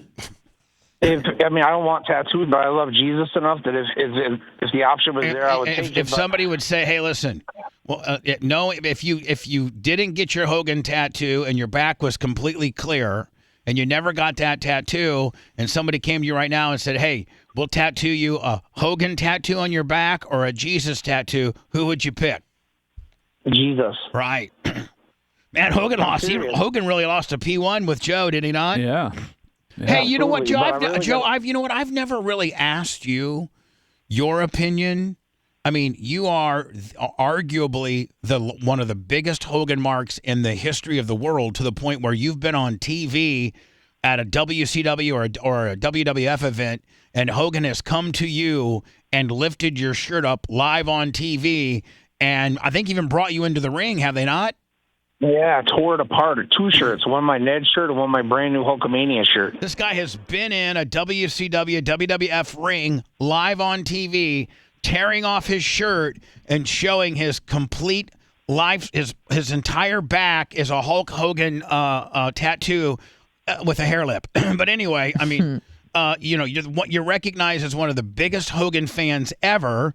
What's your spin on what Hogan has, how he treats me now, and how he won't have anything to do with me, and how this all went down? I've never asked your opinion of it. If it's only because of the video and how he said if you had anything to do with it, that he would never be your friend again, but if you didn't, he'd love you forever. I kind of think that, I don't know. But I did have something to do with it.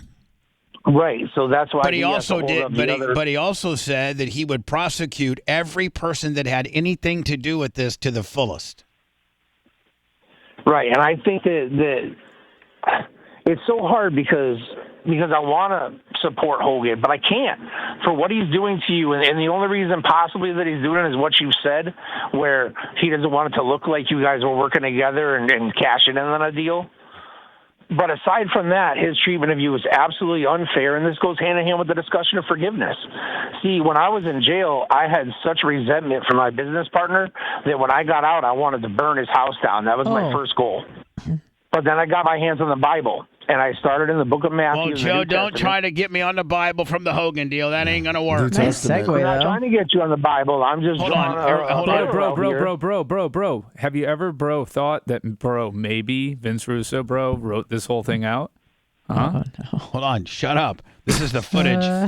This is how big of a fan Joe the Supermark is. Watch this. What year is this? I don't know. There's Joe. There's Joe. Oh, there he is. Live on TV. He knows where Joe's sitting. Grabs Joe over. High fives himself. High fives him and struts him out. There you go. If I was Hogan and I was walking in a room with Joe, I would know where he was at all times too. Mark David Chapman he's style. Chloroform him. And again, it seems like you're kind of on Hogan's side on the deal. No, I'm not. I'm on your side 100%. 100%. There's no doubt in my mind. I think his treatment of you is completely unfair. And you know, Joe, how much when he was at the bottom and I was on top with Sirius XM and live on, I was doing 2 shows a day, terrestrial, and he was at his lowest, and he called the show up at every day 2-3 times ad nauseum for us to put over Brooke and get him a new Stingray Chevy, Tahoe, and call VH1.com. I mean, for Brookie. What he did to Brent Hatley was absolutely disgusting. Yeah. When Brent told him and Hogan promised him a percentage on the deal. Yeah. It just shows that Hogan, unfortunately, is hey, Hulk Hogan, he said it himself. There's Hulk Hogan and there's Terry Bollea. And that's what he was discerning on this last documentary and in court. That, maybe Hulk Hogan has a 10-inch penis, but Terry Bollea doesn't. So he's drawing that parallel. So were you friends with Hulk Hogan or were you friends with Terry Bollea? I was friends with both. Both, please, because it's each. And he was awesome.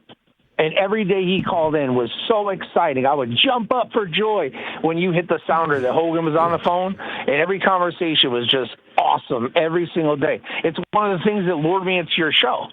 And even though Hogan's gone, it doesn't matter because you're the king, you're the bomb, you're the one. But I got to say one thing if you allow me to. Yeah, because we're running very late. So. Please. I know, and I'm sorry, but I'm at the tail end of the segment. Sorry, but the taking of the Lord's name in vain is the one thing that I have a really, really hard time with. You're GD and a JC, and not just you, but everybody all the time, and it frustrates my mother, but she still listens, and I have a really hard time with it. I don't allow that in my home. If somebody's in my home, a guest in my home, or like one of my PCAs or whatever, we do not allow taking the Lord's name in vain. That's like the number one sin against God. So but I love God bless. I'll say God bless till the cows come home. Anna, I love it every time you say it, and it's just enlightening and awesome. So, all right, buddy. I don't have anything else to say but that. But hey, if you're gonna pull up videos, that chop that Hogan laid on my back was so stiff, and I had just shaven my back. But there's a better video. When you found me in Manchester, New Hampshire, remember you were fired off the radio? Yeah. You came out into the crowd in May of 05, May 1st of 05, and you found me with my shirts torn off, sitting there in my chair, and you approached me from the side, and I hadn't talked to you or seen you in a year and 3 months. And it was so awesome, even better than being in the ring with Hulk Hogan. Oh, cool. Well, thank you, Joe. Did you end up getting a tattoo with that handprint on your back? No, not a chance. That was stupid, Rhett. That was a stupid one. Sometimes your chimer inners are good. That one was not good. Denote that, please, Lemmy. Denote. Rhett, in your Trapper Keeper. And your Trapper Keeper. Run. Rhett, one stupid chimer inner. One stupid. Got it. When you do a good chimer inner, I'll recognize that too. But when you come on, when one falls flat, we must denote that as well. Flat chimer inner. Hey, Lummy, you're the Bible expert. What does it say about insurance fraud? No. He was convicted, not guilty. Another one. Another flat on your face. Yep, baby face. Hey, Joe, good talking to you, buddy. Thank you. God bless. Yeah. It takes a lot of energy to be this stupid. Bubba the Love Sponge. So, we've installed a TV. We're really TV'd out nowadays because we're trying to be a little more visual because that's what gets you to the dance. Oh, my God. And, hold on. What? Hold on. What? I can't see the... Oh. I just refreshed. I love it. We're going to space. I love it. Where's the Planet Bubba logo? Welcome to Planet Bubba, because you know it. I feel like I'm making a cheap 80s video, don't you think? All right, so put it back on me, ISO, okay, please? Thank you. Oh, it's there. It's been there. Well, no, they went over to a force. Refresh again. Okay, here we go. So now... Oh, my God. Yeah, I can't get enough of this. That's it. And May need a bigger monitor back there, Macho says. Yeah, I think you need like 75 inches. Yeah, let's double up. Really? Make it all that. Well, because on the screen, it's just kind of there. And then when we go back to the 4-shot now, you don't see as much really of it. Pop. Yeah. If we got that whole thing covered, that'd be badass. Oh, my God. How big? This TV's big as hell. Oh, this TV's big as hell. That's what, 55 inches? Oh, my Maybe God. 65. 65 inches. 65 inches. Well, we're going to need 95. Bitch, do you know how much those things cost? Yeah, we just fucking I can barely afford this one. Somebody snipe me so that we can get Bubba a bigger screen right now. No, but like in order to get a screen that you guys want, it'd have to be like an 80-incher. You just need way bigger than 80, but you need individual LED panels or something back there that can Do a be video individually programmable. So what I need is like 4 55s. No, you don't want the seams though. They have to be connecting LED panels. Well, I feel like you just need a green screen. Those are going to be way. No, listen, Brian's a lawyer. Ron, He can afford it. First of all, you shut your rich hole up, okay? We all know what our limitations are here budget-wise. And like, if you look behind you, that's a broke man's mentality. If you look behind you and you look at the new screens that we put together, yeah, there are seams, but it still looks good. Like, you don't have to be seamless in order to be like, look how good that looks. It's good as hell. It does look nice. All right, so you don't have to be seamless. You can have seams as long as you have enough TVs and enough stuff going on. Well, and maybe instead of having a 65 back here, I should have like a quad of 55. Wait, so is it just going to be you going through space? Is that why we have the TV? No, I think we'll have something eventually. We'll have like, like what's on that on over there, and Oh, just like the logo, or the logo, or will that be distracting right behind you? If it's moving, so. If it's moving and stuff. I hope so. Okay. I mean, right? Yes. I hope so, and hopefully we can frame you up or get a better camera, and they can see the stuff that's going on behind you. It's already a lot of stuff. With Lummy, it's just going to have a slow sign. I just texted Red and said, hey, you might want to get back out here. We need to hang 4 TVs up. We don't quite know. Lummy, we don't know yet. Okay, sorry. We're still in the R&D. Couldn't you get them? We're still in the R&D portion of this. Couldn't you get boards mounted, painted black with screens on them and put them behind each person? You mean like a green screen? Almost, but a TV with a TV monitor. And those wouldn't have to be as big because you could get them closer to the person. Carol. You mean have TVs on stands that we put directly behind you? Yeah, but behind each individual here, and then you don't have all the distracting stuff. I like the radio shot to be one over Anna's head, like the stage, and like that looks cool. And then no, we don't need effects behind all of us. I don't think. Okay. But in your camera shot is kind of the other side of Anna's camera shot, and then Lummy, the slow sign, and then the superstar, me. If you want to go on ISO on me, I'm going to a nebula. It's like I'm Wizard of Oz. I'm the one running this deal here. Imagine, across the screen, shivering Biz, Hall of Famer Heather Wiz. You could flash the cheers up there, or the whatever they call them now. We could, you know what? We're working on that too. Yeah. See, we're working on that too. So we're way ahead of it, Brian. Yeah. A Pro Action suspension, my buddy DJ, $100 on the PayPal, Lummy. Thank you. See, that should be on the screen. So, Lummy, I'd like for us to put this on our Instagram. I'd like for you to put this on our TikTok. What's weird is they didn't put it on there, so... What? Yeah, they didn't put it on theirs. I just looked because I was going to tag him at it, but I'm going to message them and ask them. Yeah. If it's, because I don't want to step on their toes. Yeah, and I also want to reach out to this guy and thank him. I did. And thank him. Here you go. Hold on. Like, you're just talking, he's got crazy guests on.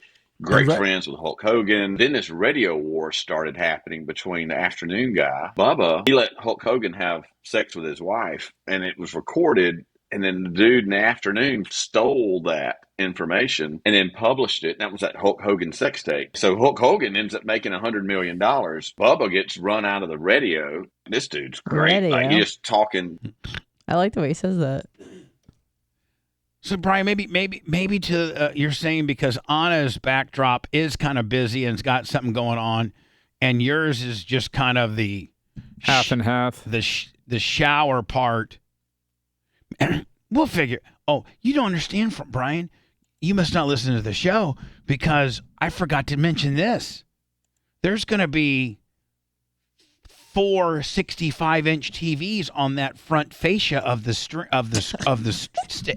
gonna be Times Square. This bitch. Did you get a discount on TVs? Listen to me, Linda. Listen to me. I forgot. Did you not know that the front fascia of the stage is going to have 4 65-inch TVs that have the same effect of the ones up top, and then me and my outer spaceness, and then them and its outer spaceness, and then some of those TVs on the front fascia will be visible on your camera, and you'll be in outer space, and Anna's in outer space. And there's going to be a big disco ball that's hanging from the rest of that pipe. It's going to look like 2001 in here. Mm-hmm. Did you send this to me? Yes, I did. Red already has it on our community page on YouTube. Thank you. Oh, nice. Thank you so much. So, yeah, Brian, we got that going on. Wow. Look at me. I don't know. I put the ISO back on me if you could, please. Thank you. And, I think it does look a little paltry, don't you think? Like the screen doesn't do any justice to how big the TV really is. I mean, it's a 65-inch TV. But it's a wide shot. Yeah. It's too it doesn't look as big as it should behind me. So I'm thinking, do I just go with that, which would be cool, or do I put the quad 55s up and all behind me looks like I'm floating into space? I need your advice now, please, Brian. What? I think you could Don't get be away honest. with 265s turned sideways. Yeah, that's what me and Macho were saying as well. Oh. But I mean, my I didn't know personal. you could turn TV sideways. Oh yeah. Oh. You can rotate them all you want. Shows you how stupid I am. If they're monitors, yeah. Yeah, What were you saying, Rat? You could either turn those two sideways, or we could go with the 455s. My personal vote's the 455s. I just feel like aesthetically it'll look a little cooler. I think I you're know gonna it'll lose have the screen. split. I know it'll have the split. No, in it's not the screen. split. You're going to lose screen. 455. That 455s is too much for that space. So you're going to lose screen top and sideways. Okay, what 8 total inches? I mean, but that may affect the display of whatever you're trying to put up there. Yeah, not what as about that not as Warsaw much as sign? what the one behind you does, though. If it's 2 by 2, it is much easier for me to figure out how to display that than 4 by 1. So I mean, it won't be that difficult. Okay. And at the end of the day, either way, it's gonna be something we can figure You're out. the expert. No, not. No, I'm serious. I don't know nothing about nothing. Oh, for once, you finally admit that you're bullshitting. Everything has been a lie. I'm not even a lawyer. His name's not even Brian. But Brian, wait till we get those 465s behind you, and we can sync it all up, and it's just gonna be. I mean, you're gonna almost have to be on mushrooms to be able to watch the show. I mean, if this Tiggs Biggs guy likes me now, wait till I get the mushroom effect. Oh, I mean, if my audio is that Yeah, the mushroom entertaining, cloud. if my audio is that entertaining, wait till you see the show and you're on some drugs. No, Mitch does it Now, every day. This is Chad, and if you thought I liked Bubba before, now he has these big old video monitors, and his show is the best. Now it blows my mind. I used to have to close my eyes to listen to the show. Now I can watch it. As long as that yappy bitch doesn't say anything about Jesus, I'm good with it. Anyway, Lummy, I'm going to repurpose. So I'll repurpose that on our Facebook. Nice. What the little short deal? Yep. And Anna, can you get it on our Insta? Absolutely. Lummy, you'll get it on the tech. Yes, I will. Perfect. It's a sign. The end times are here. Ultra-powerful hurricanes, tsunamis, massive earthquakes, and Bubba the Love Sponge. Sorry. I mean, we could use that, but we just get Tara or some, they're sexy. Yep, I was actually talking. 813-90 Bubba. Yeah, Macho And I not were talking Anna. about it. She can't be sexy. He said he's still editing those spots, and he'll try to be. Oh, she's being sexy, all right. Happy birthday to you. Happy birthday to you. Happy birthday, Dr. Diaco, my boyfriend, better known as Muffy. Happy birthday to you. He makes miracles happen every day with a scalpel, silicone, and saline. But you're gonna like it, mister. The world-famous Dr. Dan Diaco has called the show. Not called the show. That bitch is on. That bitch is the show. No, you're the the show. world-famous Dr. Diaco is the show. Well, I this mean, is Dan. awesome. Dan. Like yesterday, we were talking about doing maybe getting with some universities and doing an internship, program. That's what was our after meeting about, and then we kind of started thinking about it. Lummy started out as an intern. Wow. And now he's a big time co-host. And so, Dan, you started out just being a friend of the show, an expert witness, if you will. And look what it's morphed into. It's awesome. So make your wish and blow out your candles, and then we have to talk about your cake. Yay! No, I'm going to say Thank something you. that's going to probably upset Dan. I hope nobody's mad at me. But Dan likes to, he's a plastic surgeon, and he looks really, really, really good. But, he is 57 years old. Wow. I mean, 40. No, Dan. I mean, if we're gonna, 47. I know that's what you tell girls at Union, but I'm just saying, Dan. He doesn't you look a day over this. legitimately probably are like in the upper 1% of hotness of 57-year-old men. Thank you. I mean, you're very good looking, man. Yes. So that leads me to your cake. Anna comes in Beautiful. Yes. today, and you got to understand this. I'm getting ready for the show. I got meetings with Andy, with Macho Man. I got meetings with Lummy and Rat. I mean, like Lummy, I'm stressed out. I'm trying to get the show ready. Oh yeah. Whole 9 yards. And Anna then come and so it's like 5:56, and then there's her little peanut head, I look over there and I just see her little peanut head, and then she gets into this whole big, oh my God, you wouldn't believe I made Dan's cake for his birthday, and oh my God, I said it's my Mona Lisa. I go, shut up. I don't want to talk about it. I'd like for it to be more organic when we talk about it on the air. We'll talk about it in the 7. Now, bitch, go look at the clock. Still in the 7. 53 after. Don't mess with the future Hall of Famer.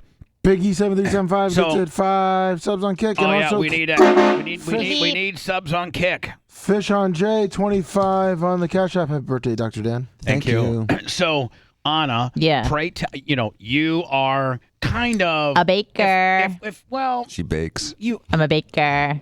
You are a baker. Thank you. But you also within the show are very much the birthday person. Yes. Yes. You know everyone's birthday in the whole world. Yeah. So what I'm saying is assassinations, anniversaries, birthdays, that's really my specialty. Yeah. But like within our little world, like I could be like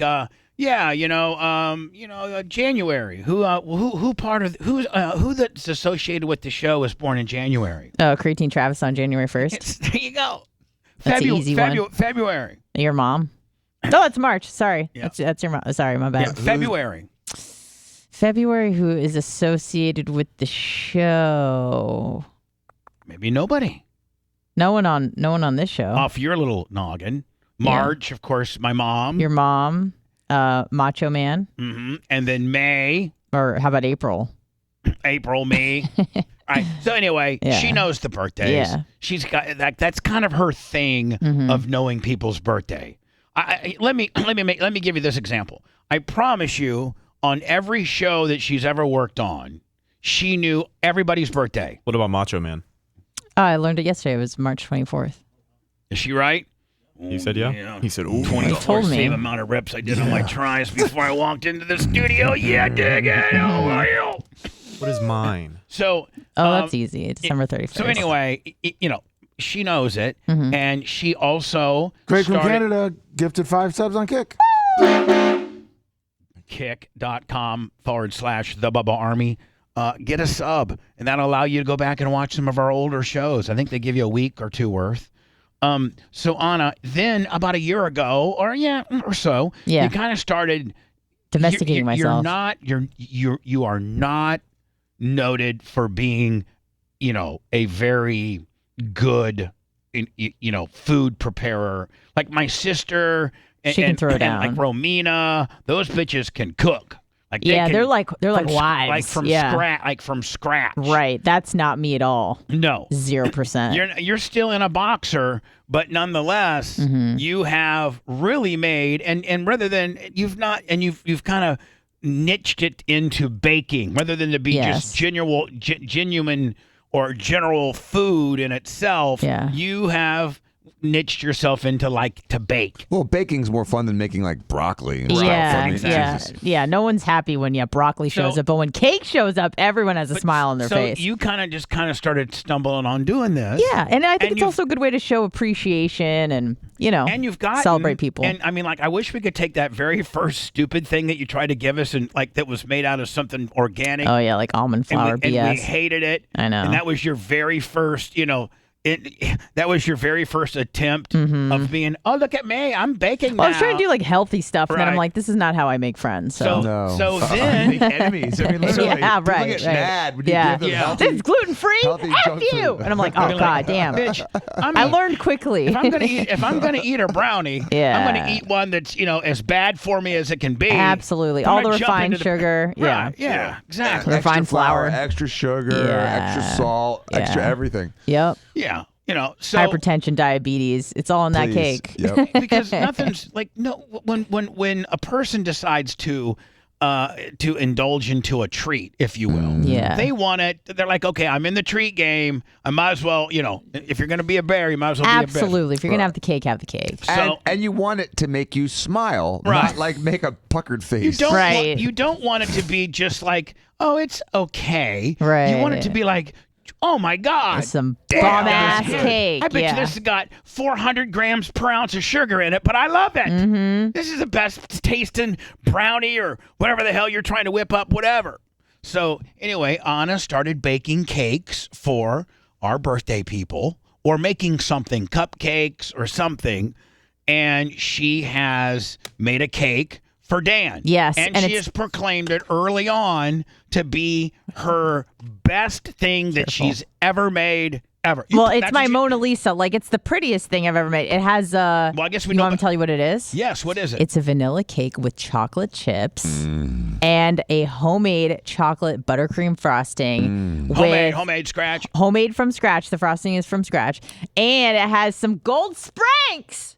Yeah, really? It's gold, sparkly. Yeah. Yes. It's sparkly. Can we cut it? There was a gold theme. I don't know if anybody noticed. I see it. Yes. I love it. Okay. Now you did, and the gold balloons, and the gold cowboy hat, and the gold with cowboy, the and LED the gold lights, cowboy hat, and the cake, and I just cannot wait to get a taste of that cake. Okay, you want me to cut it up and bring it? Not quite yet. All right.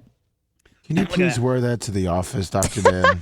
Dan, can Has you different settings. Dan, can you wear that today when you're seeing a woman for a consultation? Hey, I'm Dr. Dan. I'm here to see you about your boobies. Hello, ma'am. I no. Usually I roll in here in a $3,000 their Versace suit, but I thought I'd switch it up today. I watched Yellowstone last night, and I thought I'd take care of my country girls. I heard you're from Plant City, girl. Now you need some new knockers now, don't you? Yeah. I really did it for the staff, so when he walks in, they're gonna just be like, "Oh God!" I want to see him get out of his Ferrari with that on. I'll just drive around with it all day. And a Dan shirt.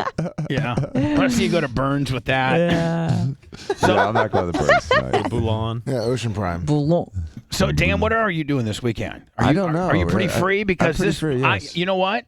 Maybe I was thinking about maybe doing some e-biking maybe tomorrow. Okay, that'd be great. I'd love to. And to see if you could keep up with me on your 10 speed. Okay. Is it a 10 is it a 10 speed?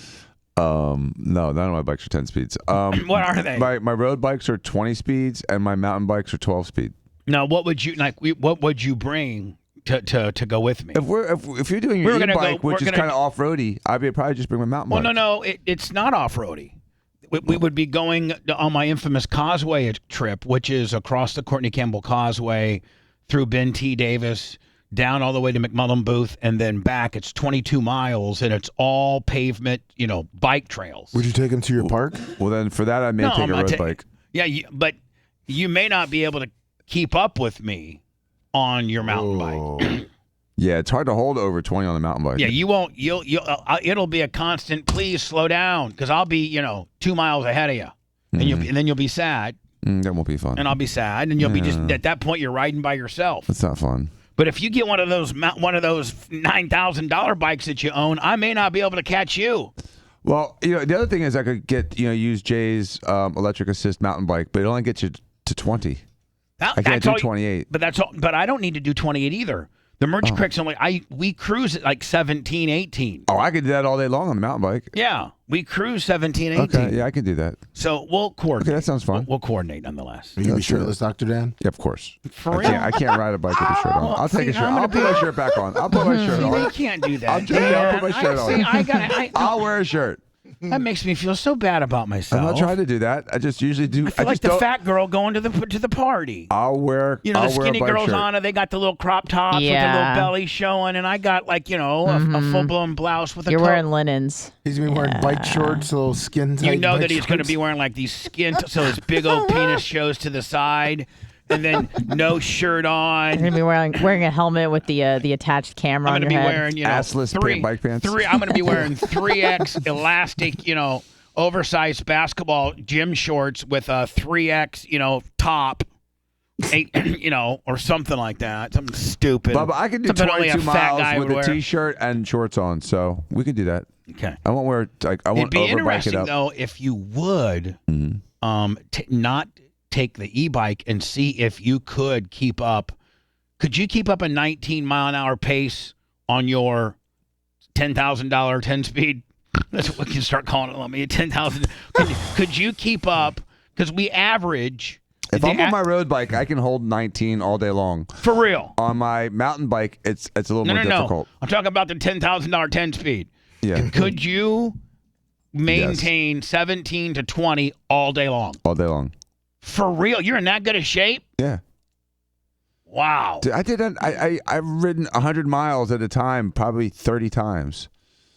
Oh. Murphy Sick 8 just subscribed. You see that? Let me on the the Kick. Go over to kick.com at the Bubba Army. Watch us visually, and better yet, subscribe, if you will.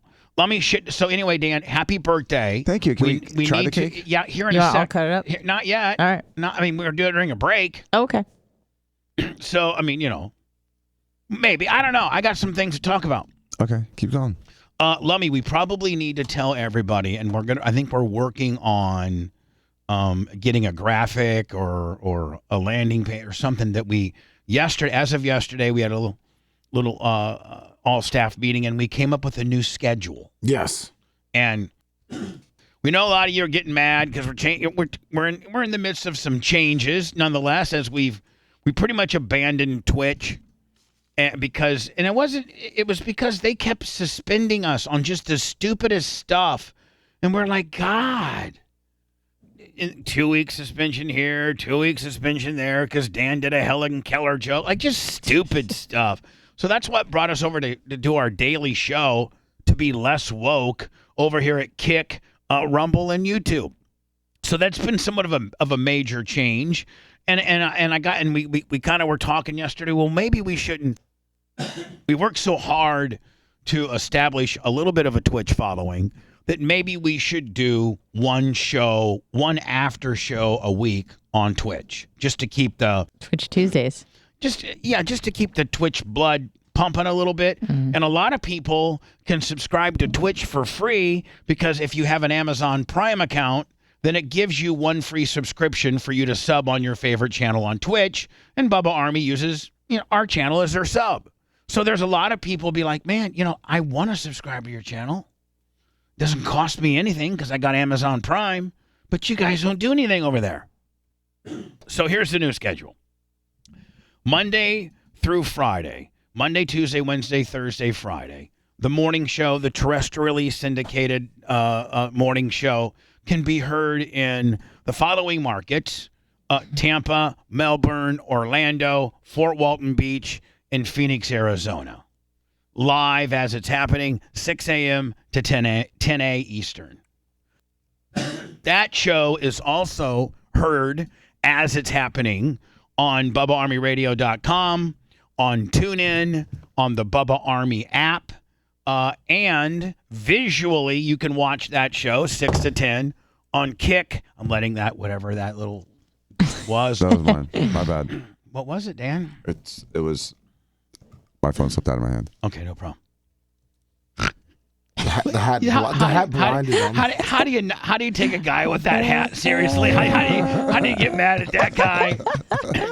More gold per square inch than any Italian known to man. So Monday through Friday, all of that. Then visually, you can see that show on Kick.com, on YouTube.com, and on Rumble.com, all at the Bubba Army. That's that. That nothing's changed with that since we made the initial change from Twitch, and so that's that. Now, Mondays, we have, and we're going to continue to do the after show, and that's going to be a podcast-only deal. The only way to get Monday's after show, which is usually like an hour long, 10:30 to 11:30 deal, but on Monday you can download it at noon, and that's wherever you get your podcasting. It's at the Bubba Army. The Monday after show is exclusively podcast. Tuesday's after show will be exclusively Twitch. And maybe we may have to woke it up a little bit, or we're going to maybe change a few things that we say. But nonetheless, Tuesday's after show is going to be on Twitch. Wednesday, Thursdays, and Fridays after shows, they stay as they have been on Facebook and YouTube. I think that's, did I miss anything? No, that is exactly what we talked about yesterday. Perfect. When I come back, Dan, we're going to cut your cake. Awesome. And get into this Target boycott type deal. And then Lummy, I'd say probably about 35 after. Maybe have Alex 35 to 40. Yeah, I told him take yesterday. him to the top. Yeah, I just told him if he could just text me, Tell him like to have him 35 to 40, maybe 40 to the top of the hour. What time do we got Mandridge? 9:05, right around there. Okay. Get a hold of Tony. Tell him it's going to be more like 9:05. Okay. And that's what we got going. Perfect. Dan will cut your cake and do the Target thing next. This is what hell sounds like. You're listening to the Bubba the Love Sponge Show.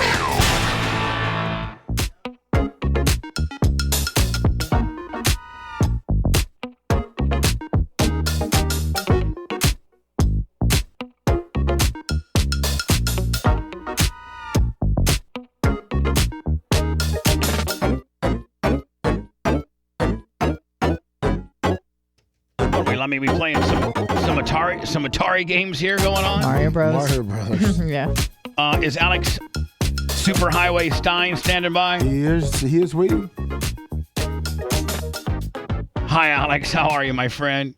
Bubba, dude, you're so lucky because, listen, Ella Irwin, the woman that reinstated you, left and was basically forced to step down on the same day. And supposedly, from my inside source, the last piece of official business she did was reinstating your account. And then she had to do Daily Wire stuff. Can I send her like a Steak and Shake coupon or something? Yeah, we do. We owe her. We owe Elon. We owe a lot of people at Twitter. You know, everybody else was complaining with them about some Daily Wire documentary that they censored, which, you know, obviously isn't good. But, I mean, listen, we're team Twitter right now. They let you back. Lord knows what you were ever suspended for. Let's see. Hold on. So I need your expert opinion, and that is I reached out to Joe Rogan because Joe follows me. So I DM'd him and said, hey, Joe, just want to let you know I'm back on Twitter after nearly 4 years. You know, what's up? He then said, welcome back. What did you get suspended for? Well, I mean, nobody can really prove what I got suspended for. So should I come up with a real big high spot to get Joe interested? Like, you know, help me out here. Yes. Well, so Joe, you know, they tried to cancel him when they clipped together where he said the N-word like 37 times, which obviously nobody cares. You ought to say that same bit, like, oh, you know, they clipped me for some out of context N-word or R-word or, you know, whatever word. I think you really need to actually get sympathy from Joe. I'd be like, listen, I'll say Media Matters. Might as well, right? I mean, because Media Matters is they've picked up my audio and conveniently used it against people before, have they not? Or you could say Hogan. You could say it was a Hogan controversy that he had you deplatformed. No, I don't want to blame it on Hogan. I want to blame it on. I know. I don't want to blame it on Hogan either. I'm just saying you might get the most sympathy for her. No, Hogan. I'm not going to do that. I'm just going to say Media Matters, man, put together like a worst of, you know, my tape on just various words that, you know, and it's just boom, something like that, right? Yeah, but Bubba, I just love how you didn't have a Twitter account for 10 minutes, and the first person you tweet is the number one podcaster in the world. I don't blame you, but who? You are a hustler. Oh, Joe Rogan. Yeah.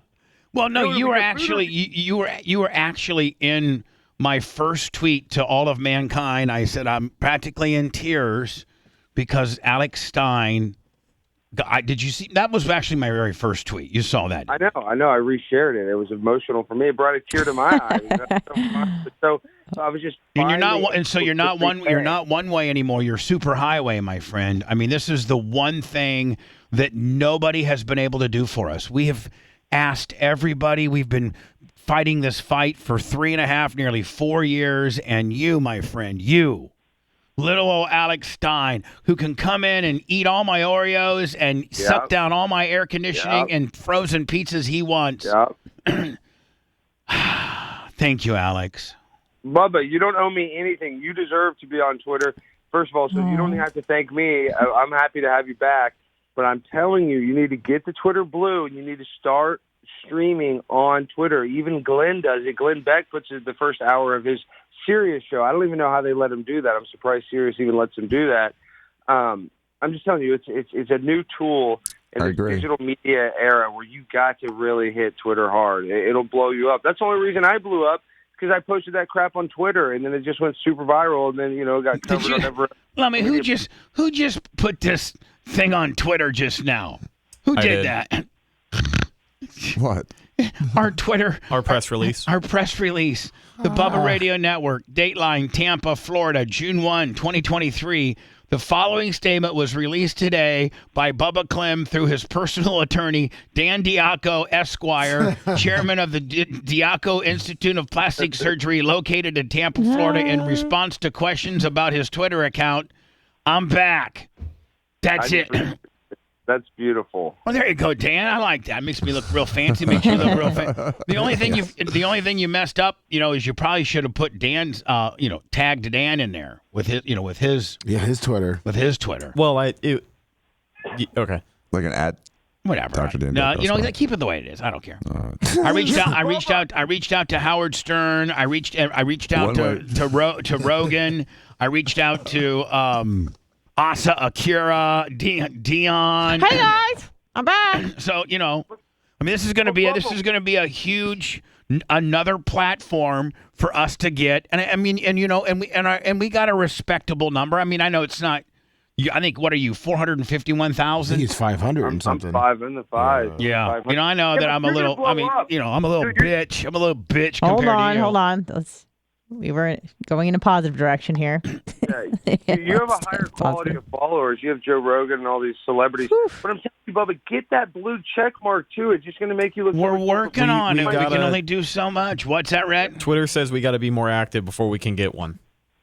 I tried to get it this morning, and it said that our Twitter has been inactive for longer than 30 days. So we they want you to be like work 30 days. Like after you're on for 30 days, then you can get it. So, Alex, we're gonna go crazy and promote and put some exclusive content, maybe some throwback Thursdays, girls in the studio stuff, all that. You can have nudity on Twitter. You can post all the nudity. Oh, we know. No, I know. So I'm thinking we're gonna go crazy, and then after 30 days, however long, we'll buy the blue check mark.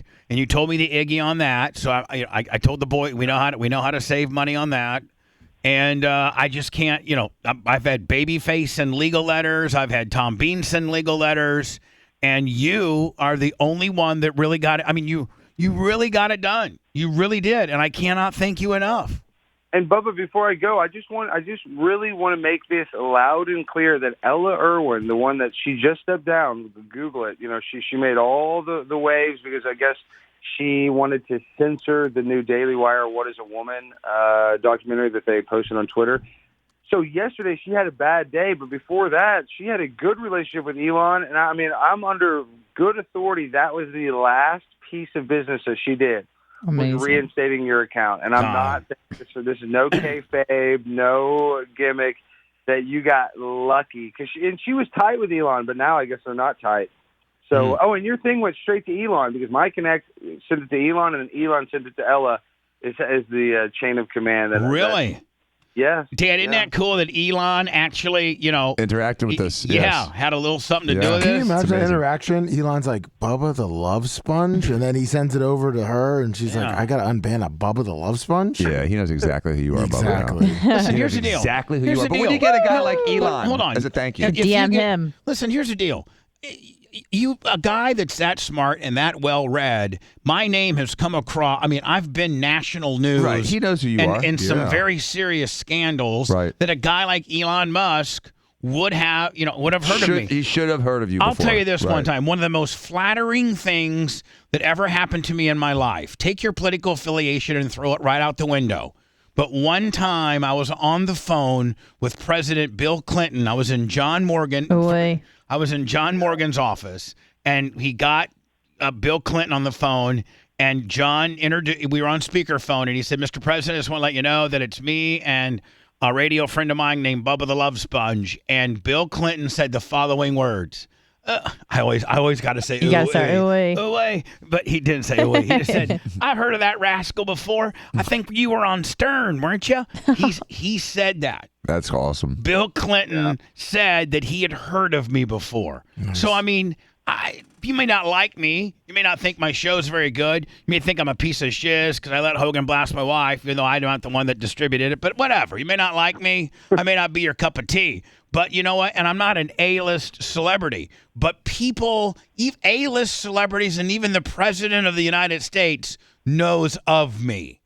They've heard the name before, and they have a general idea of the piece of shiz that I am. Well, you're a great human being, Bubba. You're better for society, and do not bug Joe Rogan too much because when he sees all your content, he's going to be the one that puts you over again. So I'm not going to mess out with Joe. I'm just going to give Joe an explanation as to why I got what I thought. Why I got banned 3.5 years ago, and I'll keep it really bright. I'm not going to ask for nothing. I'm not going to inundate him with content. He follows me, so he'll see me. He plugged you the other day. Yeah. He said how much he liked you the other day. That was less than a month ago, I believe. It's pretty cool, though, to see. I mean, I got Mark. If you go and see who follows me, it's pretty impressive. Yeah, Mark McGrath was a big fan. Yeah, I mean, I got some pretty Beth Stern, Howard Stern, Joe Rogan. I need to probably go through there, Lummy, and kind of maybe brag about those that follow me. Of course. Is that a very good move, Alex, or not? No, I think you really need to do that. But I'm just telling you do want to pump the brakes and get the blue check mark because Joe and them. We're gonna get the blue check mark when they allow us. We're gonna try every day. We're open. Yeah, we're literally going to try every day. And you better be retweeting our stuff too. Yeah, and you better be retweeting our stuff. I am, but I don't want one of these celebrities to think you're some jackleg coming at them sideways, some impersonator. That's the only reason why. I'm not going to reach out to these celebrities and start having interactions with them till I get my mark, bitch. About to get mine. Okay, I mean, dude, I got you back from the dead, and I could not. I was in tears. It made my day. My food review. It made our day. It's the most phenomenal thing ever. We've already got 2,000 new followers, and it's all because of you. What used to be one way has turned into a super highway. I mean, God, just think, you used to be this one-way little dark alley that only one car could fit through, and now you're like the highway that goes through downtown Atlanta. You're like 10 lanes on each side. 100%, just 18-wheelers just kicking ass. Yeah, bitch. You're the man. I have so much more respect for you. I'm just so indebted to you. Yeah, well, you better mark out to Primetime 99. But last thing I want to say before I go, that Inchurrito review was great last night. How you customized it, you added the chicken, you added the black beans. Yeah. Did you like the little white trashes where the dog eats out of my mouth and then licks the? That was the best part. The Inchurrito grease at the end. When Bella ate. Oh, so Sign out of his busy night watched that. Of course he did. He's my friend. He follows us. We follow him. We're buddies. Yeah, because I was baking a goddamn cake, getting choked out. GD. God. GD. Oh, that's it. Jeez, Write it down. I got it. Jesus. Okay, Bubba, before I go, so you're about to interview Tony Mandarich, the greatest, the biggest bust of all time. He was awesome. Yeah, I'm a huge Packer fan. I'm very familiar with Tony's biggest bust of all time proclamation. But people don't realize is he went on then to play for 2 or 3 years, one of which I think he had a Pro Bowl. Yeah. He followed Lindy and Fondy over to the Indianapolis Colts and finished his career. He actually finished his career out as a starter. He wasn't actually a bad offensive lineman for the Colts. He had a pretty good career with the Colts. Once he figured out what the NFL was, he ended up being pretty damn good. But he didn't have it figured out with the Packers at all. In fact, he had everybody bamboozled. And we're gonna get to the bottom of all that. 86 games. Yeah, that'd be great. I can't wait to listen. But these people overhype people, then you buy into the hype. But what he was drafted right before Deion, is that correct? Yes, he was second. Packers could have got Barry Sanders, Deion Sanders, Troy Aikman, right?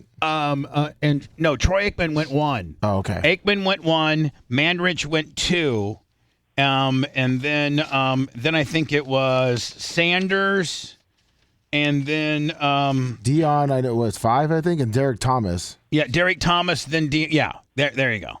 He's the only top 5 pick in his draft class not to be inducted to the Pro Hall of Fame. Yep. Dang. All right, listen, I got to get you off the phone, even though you are the super. Hold on. Wait a minute. Hold on, Alex. What? Hold on. Wait a minute. Yeah. Can you hear that? Oh no. Yeah, I can hear that. I can hear that. Oh, wow. Bubba the Love Sponge. On Dan's birthday. I know, I was just about to say. The king of this Bubba Army universe.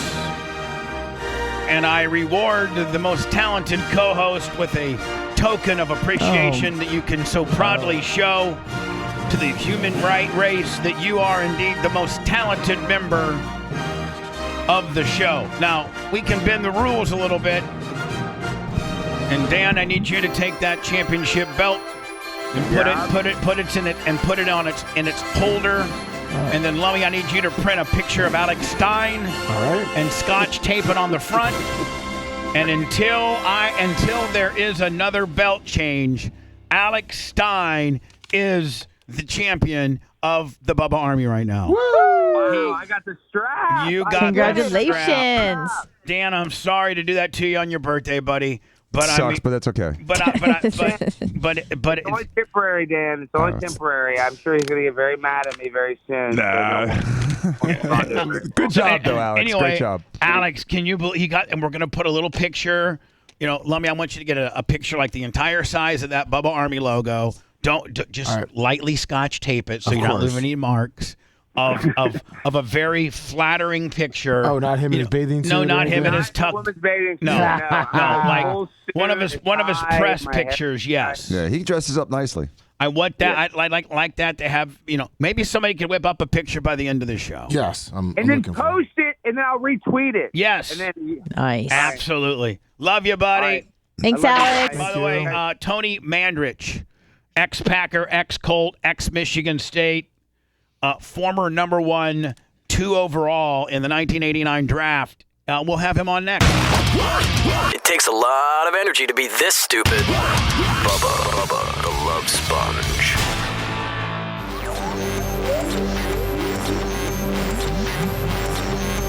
Do you want to live? Jackass. I'm going to ask you one question, and all I want is a yes or no answer. Ow! Are you ready for another irresponsible broadcast? We should make it top secret. We now return to the Bubba the Love Sponge show. Lummy, I think he's standing by. I think we got Tony standing by. Yes, we do. Looking ripped and thick. How did that? Oh, somebody's got me. You guys got me somewhere. I'm going to ask you one question. Hold all I on, want is Tony. a We yes got or no technical answer. difficulties. We're a bunch of. Are you ready for another irresponsible broadcast? We should make it top secret. We now return to the Bubba the Love Sponge show. Lummy, I think he's standing by. I think we got Tony standing by. Oh, we have time. Macho Man, what are you doing? Turn that down. There you go, Macho Man. Get off the Anadrol and stop. Jesus. Get off the clenbuterol, bitch, and start worrying about your job. Something that Tony probably heard many a times. Tony, it's Bubba. How are you, my friend? I'm fantastic. How are you, my friend? I am your same age, except I was born in April. And so I'm 57 years old, and I grew up Green Bay. I grew up in a little town called Warsaw, Indiana. And you either were a Bear fan or you were maybe the Colts came in later, so you were just a Bear fan. That's all you could see. And I hated the Bears, and so my dad was born in lived in Baraboo, Wisconsin. So I was a Packer fan.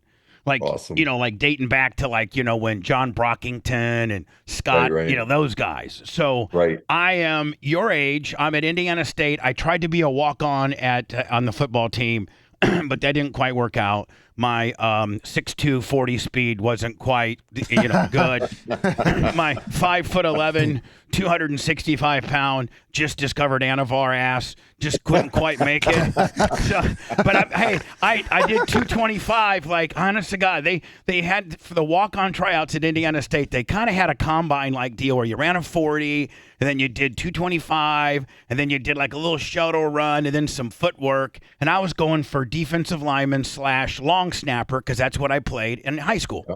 So the 40 was the last thing. So I was looking pretty good. I had some decent footwork, a little short, 5'11", 260, little short, big guy like you would kill me. Yeah, I could get down on. I could on the goal line drill, man. I could root on through there like a little groundhog, But so I go and I do 225 because I prepared for this because my buddy Bobby's boys had all these steroids, and he's like, I wait till you hear my steroid story. So he's like, I go to college at 5'11", 220, and I try the walk on. I gained like 45, 50 pounds, and I did the 225 press like 24 times. Holy smokes. And I think you did it 29 at the combine. Did you? 39. I did 39. 39. Wow. Jesus God. He set a record. He set a record for the combine at that time. What a beast. So then we go to record for the 40-yard. Yeah, 4.6. Yeah, hold on. You were 4.6 in the 40? 4.65. In what year? That was in 89. 89. 89. Unbelievable. Yeah, and everybody knows Tony Mandrich. Like, he was just a god. I mean, his stats were unbelievable. He was, they were 30-inch vertical. They were calling him the greatest lineman of all time. People like Anthony Munoz want to kick his ass and stuff because they thought he was the man. Then he went out to California. So you understand, Tony, I'm following you this entire time because I'm a Packer fan, right? And I'm kind of hoping that we draft Barry Sanders, to be honest with you. I'm like, I was like, I don't know. I mean, this guy's a stud, but offensive linemen usually take a couple of years to make. Even the best of offensive linemen, it's probably the biggest thing that probably one of the hardest things you had to adapt to is the speed of the game. Yes. The speed of the game and the strength was there. I mean, if you're benching, and I use bench as an example for strength, if you're benching 400 or 500 pounds and you're going up against a guy that's benching 600 pounds, I mean, yeah, the guy's stronger, but it's pushing and shoving and leverage and all that. So it doesn't make that big a difference. It's a speed and quickness. It's ridiculous. I mean, you're talking a whole different level. Well, now be honest. Don't get mad. I did my research. I'm a Packer fan. I guessed after you held out for 900 days and were like completely mishandled the entire thing. Like if you had to redo it again, you first of all marketed yourself brilliantly. Like I would not remarket anything. I mean, you had to market it. I wouldn't have called Green Bay a village because they really got mad at you. The Packer fans hated your guts. But I followed it up with a good comeback, and I said, look, every village needs an idiot. Yeah, I know. But that's awesome. They didn't hear that part. They just heard that you thought they were a bunch of yahoos going sturgeon fishing, on which they are. And so at the end of the day, they're like, man, this fix. And then I probably would have not held out as long, and then I may have tried to figure out a better way how to wean myself off the stuff, but still stay on the stuff, like figured out the system a little better. Yeah, that was, it was the worst kept secret. My steroid use in college was like one of the worst kept secrets. Right?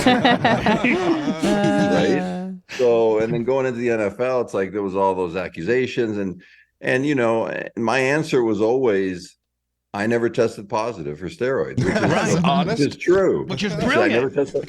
You should be be pre-law with That's that amazing. statement. That's the best answer I've ever heard, Bubba. Yeah, I know. I never tested positive ever. Yeah, I used to think I had this big sophisticated, how to get around the drug test scheme until I saw Lance Armstrong stuff like 8-10 years later. And I was like, geez, we were like an amateur. Oh, I mean, you were amateur. This guy was like recycling blood. And I mean, they were doing it like, you were doing it straight white trash Michigan style. And they were doing it like it's like to be comparing NASCAR to F1. You know what I'm saying? You're NASCAR and their steering wheels cost $500,000, Right. That system was way more sophisticated of testing. You're just cycling a little bit better using your buddy's urine. That's your technique. Meanwhile, Lance has got full-blown blood transfusions, hemoglobin plus, all that kind of deal. I mean, you weren't injecting yourself with, your teammates' oxygen blood levels or nothing like that. No. But if I would have known, I might have contemplated it.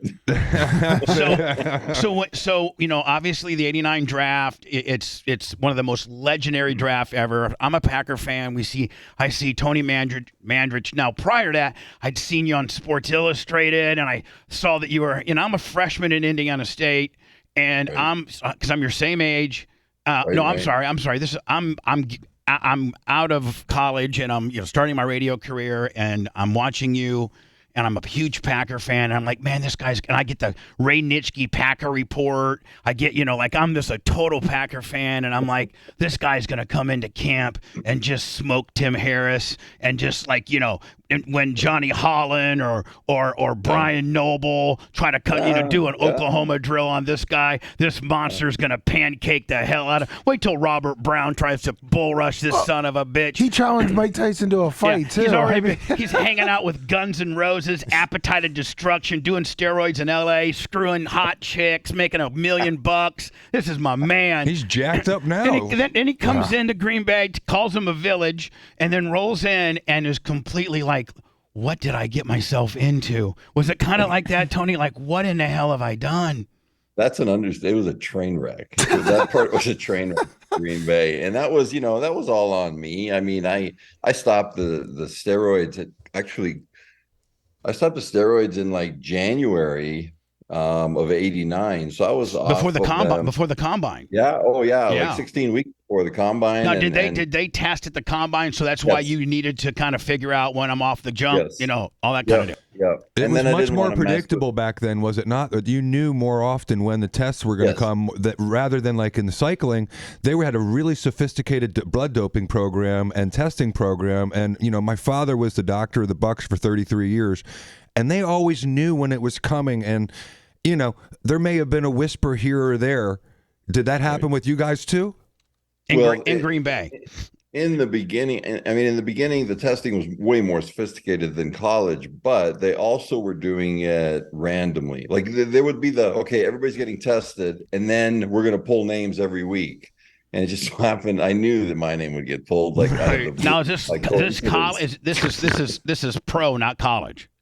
Correct. Because college was the Wild West. College was, hey Tony, we're gonna P test your first day of rookie camp, and then we'll see you next year. Right. If you make a bowl game, right. And if you make the Rose Bowl, you're gonna use the defensive back guy who doesn't start. You're gonna use him, who couldn't bench press 86 pounds. You're gonna use the punter's P. Your sample came back as pregnant. I actually had female urine. No, I'm kidding. Yeah, you did. It's called HCG. Of course you did, bitch. Wasn't it always rumored that HCG was like cat urine or something like that? Remember, after a cycle, they would tell you needed to do that. Yeah, just to kick in your natural testosterone again. It just kicked it in quicker. That's all. So listen to you got to hear my steroid story. So it's 1984. I'm former captain of my high school football team. I get some D2 NAIA Christian school offers, but I don't want to do that kind of stuff. I want to go to. So I'm stupid as dumb as a box of rocks, and I'm not applying myself, so I can only get accepted into a state college, Indiana State, because they have to take you. So I'm 230 pounds. I'm like. At Warsaw High School, I was one of only 4 dudes in the 300-pound bench club, and that was natural. And I could also incline like 340 because I got these short little flipper arms. And so I was really good. Now, I was a horrible deadlifter because I have my arm, but I was a great bencher because it's got my little. It was like 11 inches. Yeah. It's like, that's it. Boom, even with a lockout. I was doing 350. It still counts. Yeah, it still counts, man. As long as I touch my nipples, bitch, and I lock out, I'm in. And, of course, man, we'd elbow wrap ourselves and put bench shirts on and all this kind of stuff. Well, I'm like, I know that I'm not big enough, and but I'd like to try to walk on. I'm going to try to walk on to Indiana State, 1984. And so, but I'm going to sit out a year because I need to lift. I need to get bigger. I'm 230. Yeah. Benching, like 385, 395, but let me give myself a year. I need to get on some roids. I need to get on some steroids. So you just kind of, if you're in the gym, you just kind of ask around and you just find, you just find the guy, like organically. So I go to the guy. Now, I should have known he was the guy because he had a syringe on his weight belt. His back for his bench belt, for his squatting belt, he had a big syringe with a Sharpie on it. So I go to him. That was for B12. Yeah, B12 so I go to him and I go. His name's Bobby Boyce, and he was the outside linebacker for Indiana State, and he was called the Mo Valley Monster, the Missouri Valley Monster, and I think his dad went on to coach like at Kansas State or something like that, but he was a stud. He was like 6'3", 245, benched like 580, just looked like you did, but shorter, just jacked up. Just all the chicks wanted him. Starting outside linebacker, Division I AA, Mo Valley Monster, So all the guys say, hey, go to Bobby because that's the guy that you get the stuff from. So what Bobby's going to do to me, he's going to break it right off of my ass because I have no idea what this stuff cost. I have none, right? You don't have a starting point. There was no Google, what should I pay for Dynaball? There's no reference. Well, how much does Anadrol 50 cost? There's none of, what does a bottle of Deca Durabolin cost? There's none of that. So you don't know. So I go up to Bobby and I go, hey, Bobby, my name's Bubba Clem, and I'm maybe thinking about trying out for football next year. And, I bench 380, 390. And I was like, I'm wanting to put on some muscle. He's like, oh, yeah. Where do you live? And I go, I live in Jones Hall. Well, he happens to live in Jones Hall, too. He goes, come down to my room later today. Convenient. Yeah. I said, okay. So I get down there and he goes, listen, now when I tell you what he put me on, you're going to laugh because it's the worst to be on ever. And he goes, you need to be on some Anavar. Yeah, Anavar. Meanwhile, Anavar is it doesn't really build or bulk up or nothing. Anavar is what the guys kind of use to lean out a little bit, don't they? Well, it gets you strong, too. I mean, Anavar will get you strong. Yeah, but he was so is there 2.5 milligrams. There are these tiny little footballs. And you could like Tic Tacs for you. Yeah, look like little Tic Tacs. And he's like, you take 5 a day. And then when you get, and I bought 100 of them. He says take 5 a day, but he charged me $2 a pill. It cost me $1,000 or something like that. And I go to my buddies and I'm like, yeah, man, they just got me some roids, and and how much did you pay for them? I know I paid $800 for them or something. What'd you get? 100 Anavar. What in the heck? Then they finally turned me on to the right guy. So then, listen to this, Tony. I'm still on my dad's prescription insurance, because I'm a college student. Well, the boys, all the weightlifting boys said, hey, go to this doctor in Indianapolis. His name's Glenn Speckman, and he'll actually write you a prescription for Anadrol 50, and then your dad's prescription insurance will pay for it. So, Dad proud. Oh yeah. Well, first of all, so I do that for 2 years, and man, does Anadrol 50 work like a bitch, does it not?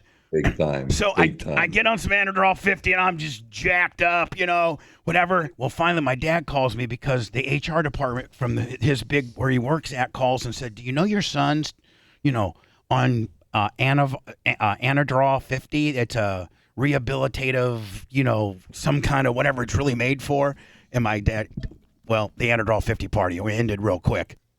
So that's my dabbling in steroids. Nonetheless, I could only take Anadrol 50 for the first week of a cycle because it got me. I mean, it does get you really strong, but it got me so mean.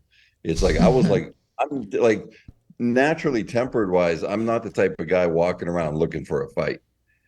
But when I'm on Anadrol 50, it's like I'm walking around looking for a fight. Man, if the Packers just could have pumped Anadrol 50 in you before every game, he would have dead right now. Hall of Famer. You would have whipped Bryce Pop's ass. I'm going to tell you right now. Did you get a lot of fights in college, during the practices and things like that? A fair share, yeah. I mean, not too many, but we had our fair share. Yeah, but in college, you were a beast. Everybody was afraid of you. I mean, nobody messed with you. And now in college, right? You were the beast.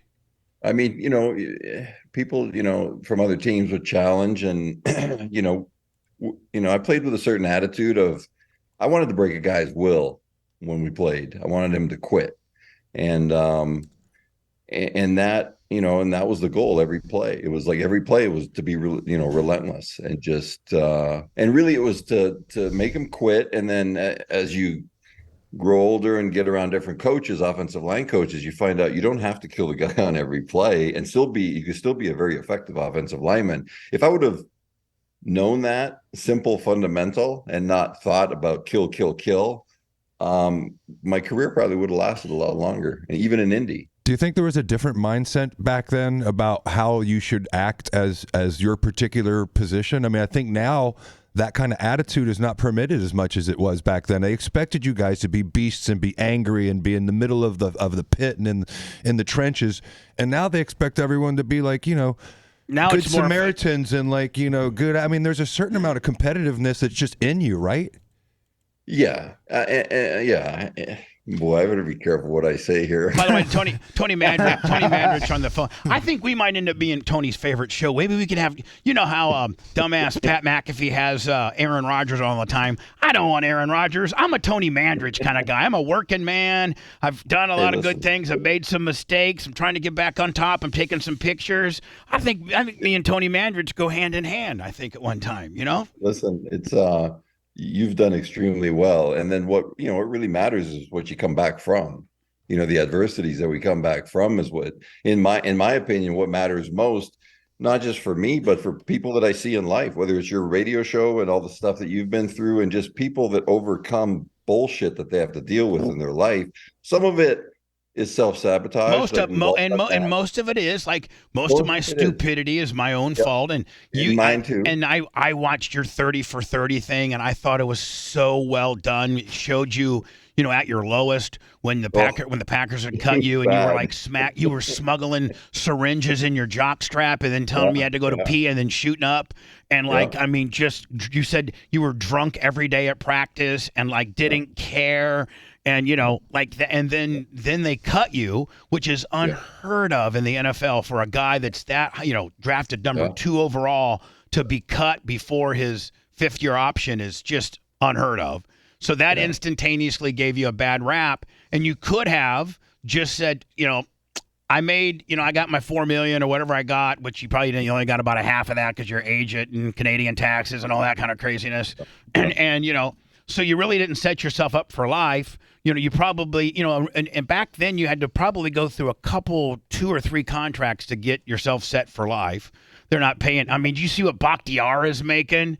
My Lord, I put a set of pads on you right now, and I bet you're as good as he is at paper tiger. I'll come out of retirement for that shit. Man, I'm telling you. I mean, I think Bakhtiar is getting $36 million guaranteed this year or something. Yeah. It's unreal. It really is unreal, and it's totally related to the TV deals. The NFL is making, and I was one of the first offensive linemen to make a 7-figure average salary per year, which really opened the door for all the other offensive linemen. The next year, I think there was over 25 of them that made over $1 million a year, as they should have.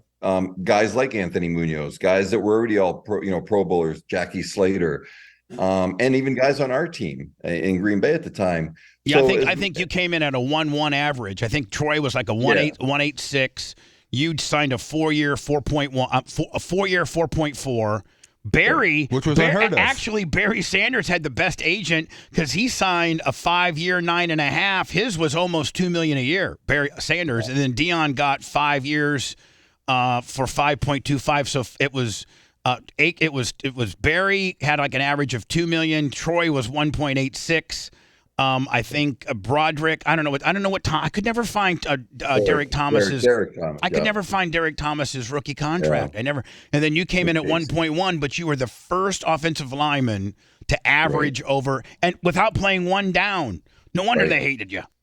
Well, they hated me, but then they figured it out, right? The old lineman figured it out. It's like, hey, look, this guy just broke a threshold for the rest of us. And he sucks, and so we're real good, so hell, they're going to pay us that. He's face planting in the parking lot. Now, I was going to go back to this. So you hold out. You're talking about 1989. Tony Mandrich here. Nick Saban is the one that recruited him. We haven't even got into his high school stuff, which I find brilliant. So anyway. Oh, yeah. Oh, my God. He didn't even play. His mom and dad wouldn't even let him play. He had to go play at somewhere in Ohio because his brother got recruited by Kent State. Otherwise, they were going to make Tony play hockey or some crap. Yeah, Theodore Roosevelt High School. Yeah, so, I mean, you didn't even get I don't think you even played football in high school, did you? I played in Canada, but I'm not sure if you could say that that's playing high school. Right. Is that football? I mean, that's not grooming a kid. That's not grooming a kid to be an NFL guy. Then if he's, No, so things have changed now. I mean, things are a lot more. People, do recruit in Canada, but not in the 80s. So they send you down to Kent State, some high school there. Now, how big are you when from your junior year to your senior year in high school, going from Ontario to Kent State because you followed your brother John? He was playing for Kent State University. So that was probably pretty cool. John was your dad, so you guys are just jacked up, having just. Oh, I can only imagine. You don't have to even worry about mom and dad. You got John looking at you. That's awesome. That's where the nonsense began, right there. Because when you were under mom and dad's house, they could keep you under control, but John just let you run wild, right? Yeah, living at home was like an iron fist, right? And that was all great for discipline and everything. But then I got to go to Ohio, live with my brother, who was already big man on campus at Kent State. Yeah, going to like the triple, the delta gamma parties, right? But Kent Roosevelt was awesome, man. I was when I was in high school, my senior year at Kent State. At Kent Roosevelt, I was 6'6", like 250, 260. That's big. Yeah, I mean, it's big, but you look at high school football players today, it's like they were bigger than me when I got drafted. Really? Oh yeah, it's definitely changed now. Is it now? Do you attribute that, Tony, the size of the new era high school going into college offensive lineman? You back in the day when you played 6'5", 6'6", 250 was that's about the biggest you're going to find.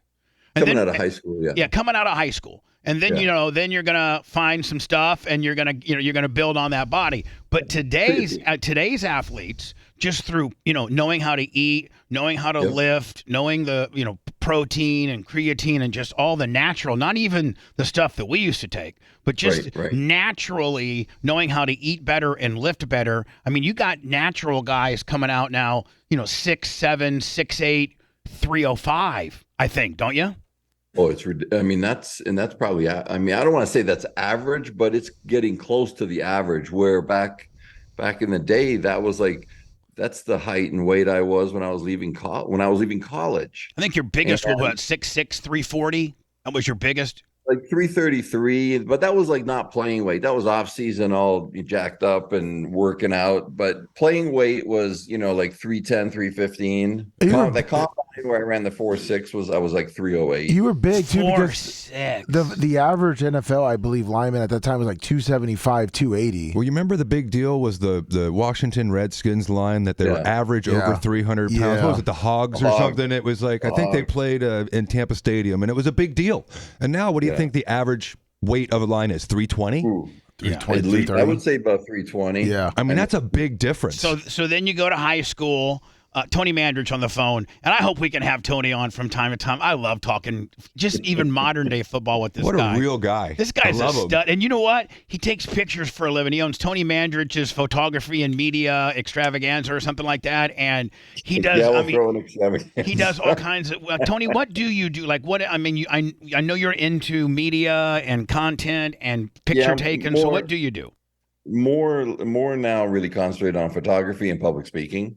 But the photography business at one time was part of our media company, which was like more web marketing and just kind of like anything media related. Right. Well, like the last probably 10, 12 years really concentrated on strictly photography, commercial advertising, portrait, a lot of composite photography. So you can, conceptualize anything you want and create it via photography. And then Photoshop's gotten so good. And now, with AI, it's kind of screwed things up, in my opinion. Now, I've had people on to say that AI is going to be great, and I've had people on to say that AI is going to absolutely take a lot of great people's jobs. Like it's scary. I mean, it took me so many years to learn how to do certain things, as far as like with the post-production, as far as photography goes, than to create these conceptual images. And because you got to, there's a phrase called sell the fake. You got to sell the fake image, because the picture of the person was taken in studio, yet they're on a highway in the mountains or whatever the concept is. Well, that takes a lot to learn all those things and creating atmosphere, the whole thing. And then now it's like you see some of these AI programs and I'm like, holy shit, like this thing looks phenomenal. It's like the press of a button. And right, took like 8 seconds to create. Meanwhile, the 9 years it took you to put something together, right. You just feel like, my God. Yeah, and that's when I understood what they meant by cheating with steroids. I was like, you were a human AI, bitch. This is exactly what you were. That is brilliant. When you do some of your public speaking, I hope you should probably incorporate that in. Like, I was the first human AI experience. I duped and shortcutted the system. It's weird because my job is not the masses jobs, right? It's like, but I think this, from what I know, and I'm not an online presence as much as I used to be. I used to post a couple times a day, and I just posted regular stuff just about my life or whatever. Now I'm like, last few years, I'm like, this world's gone freaking batshit crazy. Oh, I know, it's bad. Yeah. I mean, it's so woke. It's so if Tony Mandritz said, hey, this is Tony Mandritz. I own Tony Mandritz Media. I'm real important. I'm a public speaker, make lots of money. But I think that, boys are boys and girls are girls.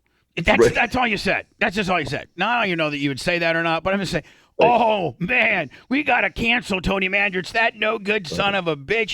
He can't cancel him immediately. He's going to lose. We just got our Twitter account back yesterday after 4 years. Unreal. And for we don't even know why you lost it. And they wouldn't even tell me why I lost it. Well, yeah, that's just the thing. That'd be like to be playing football and the referee throws a flag and says, okay, 77, penalty's on you. But I'm not going to tell you what the penalty is. But what I do, did I hold? Not telling you. Did I jump off? Not going to tell you. Illegal procedure? Not going to tell you. But it's on you, bitch.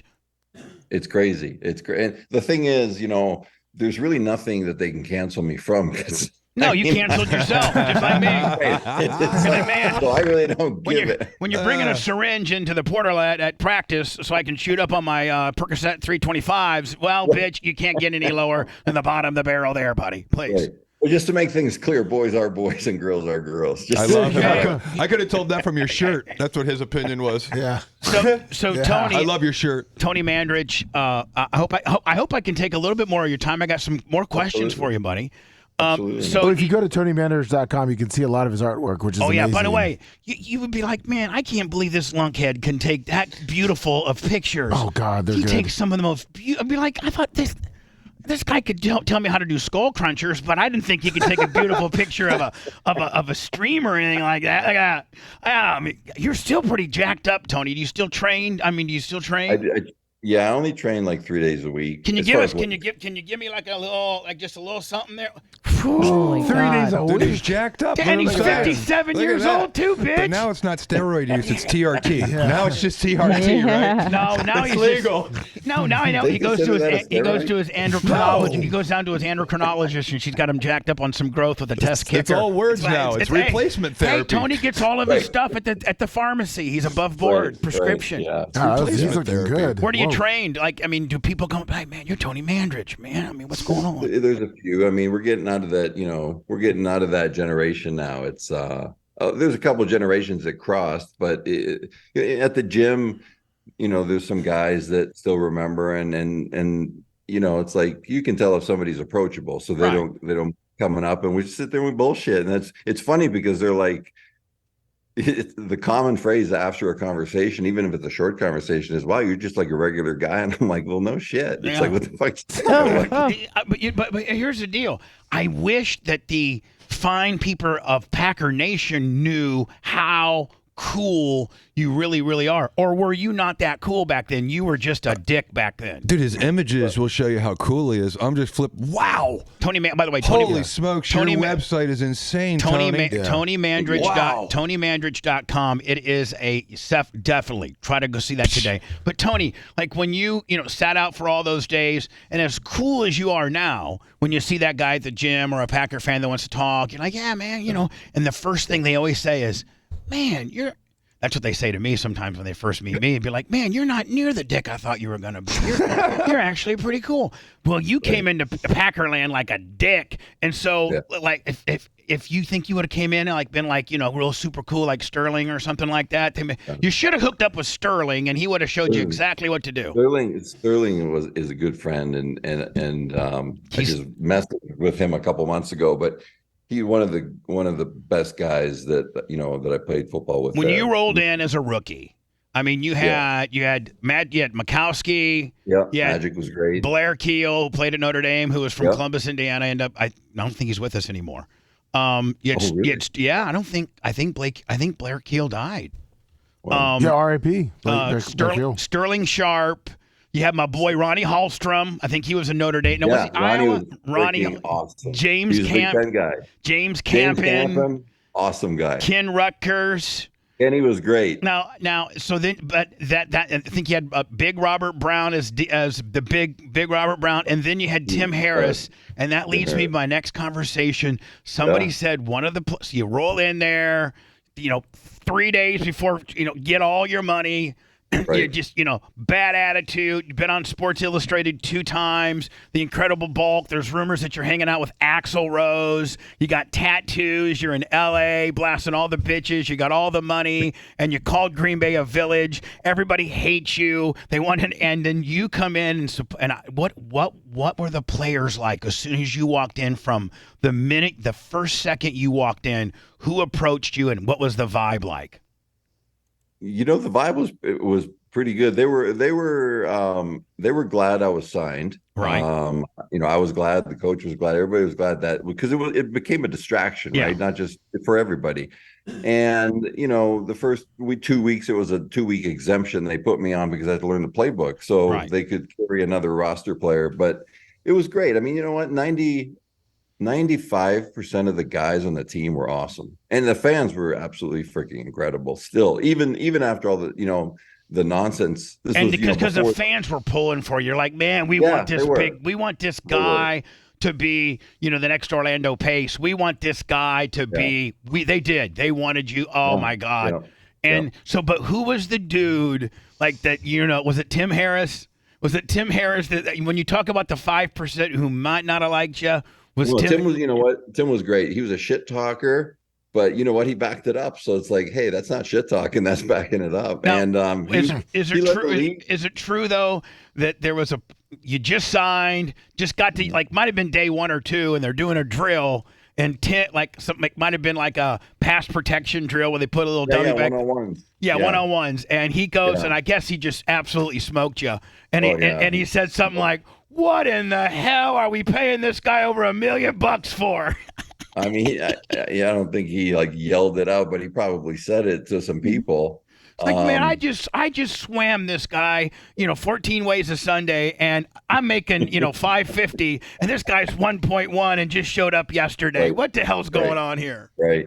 No, and this is not in my defense, but Tim Harris did lead the league in sacks that year. Yeah. No. I'm saying it's not like you're going against Scott Steven or Mark Weddington or anything like that. Right? Listen, I'm not taking anything away from those guys. Tim Harris was a very unique player. He's a great player. He's a good guy. Tim Harris is a really actually a good guy. When you're doing those one-on-one drills, whether you were a Colt or whether you were a Packer, who was the guy that was like, oh God, this one's gonna be because when I was in high school, you'd be lined up and you'd see who you'd kind of count who would you get to, and maybe sometimes they would assign certain guys, but sometimes you'd be like, oh good, I got that guy. I'm gonna smash his. I got him. In practice over the years, who was the one guy you're like, oh God, this guy, I got it. I mean, it was definitely Tim. Yeah. As far as all 7, 4 years in Green Bay and then 3 in Indy, it was still Tim Harris. But again, the situation was different. I think a better example is who you were dreaded to play. Not play. I don't want to say dreaded, but to play was Reggie White. I was gonna say Reggie White, because you play against Reggie. Yeah, that's right. Reggie You were a different, Packer and he was an Eagle, and they had it all. They had it all. It was all a big, who done it. Was he worse than Warren Sapp? Did you play against Warren Sapp? I don't think he played. I did not. Okay, I did not. So you take you tell me the Reg. I got to hear the. By the way, he was the best. Can I tell you a side story?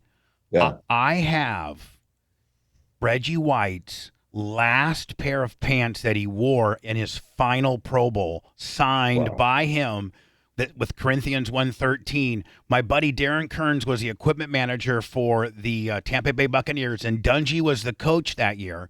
And so how back then they didn't really think about game worn or anything. You just threw your pants in a pile. My buddy fished out Reggie's, and then Deion Sanders, oddly enough, is one of my best friends. Did you know that? Deion's one of Deion's one of my best friends, and I have Deion on a lot. And he's a greatest athlete I've ever seen in my life. I think he's gonna Beyond. kill it in Colorado. I think he's gonna kill it. I do. He already is. But with with Reggie White, I got his last pair of pants that he ever wore as a professional football player, which would have been the Pro Bowl, signed. And I'm thinking they're so valuable, and I don't think you could put a price on them because it's unprecedented. Like there's not even a that I'm thinking about calling his wife up and giving. I was thinking about maybe just giving him to his wife for free. Yeah, I mean, I don't know. I mean, Reggie was a total package. He was the ultimate pro. And you know, I find it amusing, like when they'll show like hate shit on me, like, which they don't show very much anymore because I'm so old and they forget. They'll always show Reggie White, like, you know, running me over and clubbing me and all this shit, but they don't show that he did that to every single offensive tackle in the NFL. He did that to Munoz, and he did that to everybody. He did it to everybody. Ty J too, Bubba. You're Ty J. Listen, one of the good friends that listen to our show locally in Tampa here is Ty J. Armstrong, former tight end for the Buccaneers, and so he's playing, and so he has a Reggie White story. So they're playing. Packers are playing.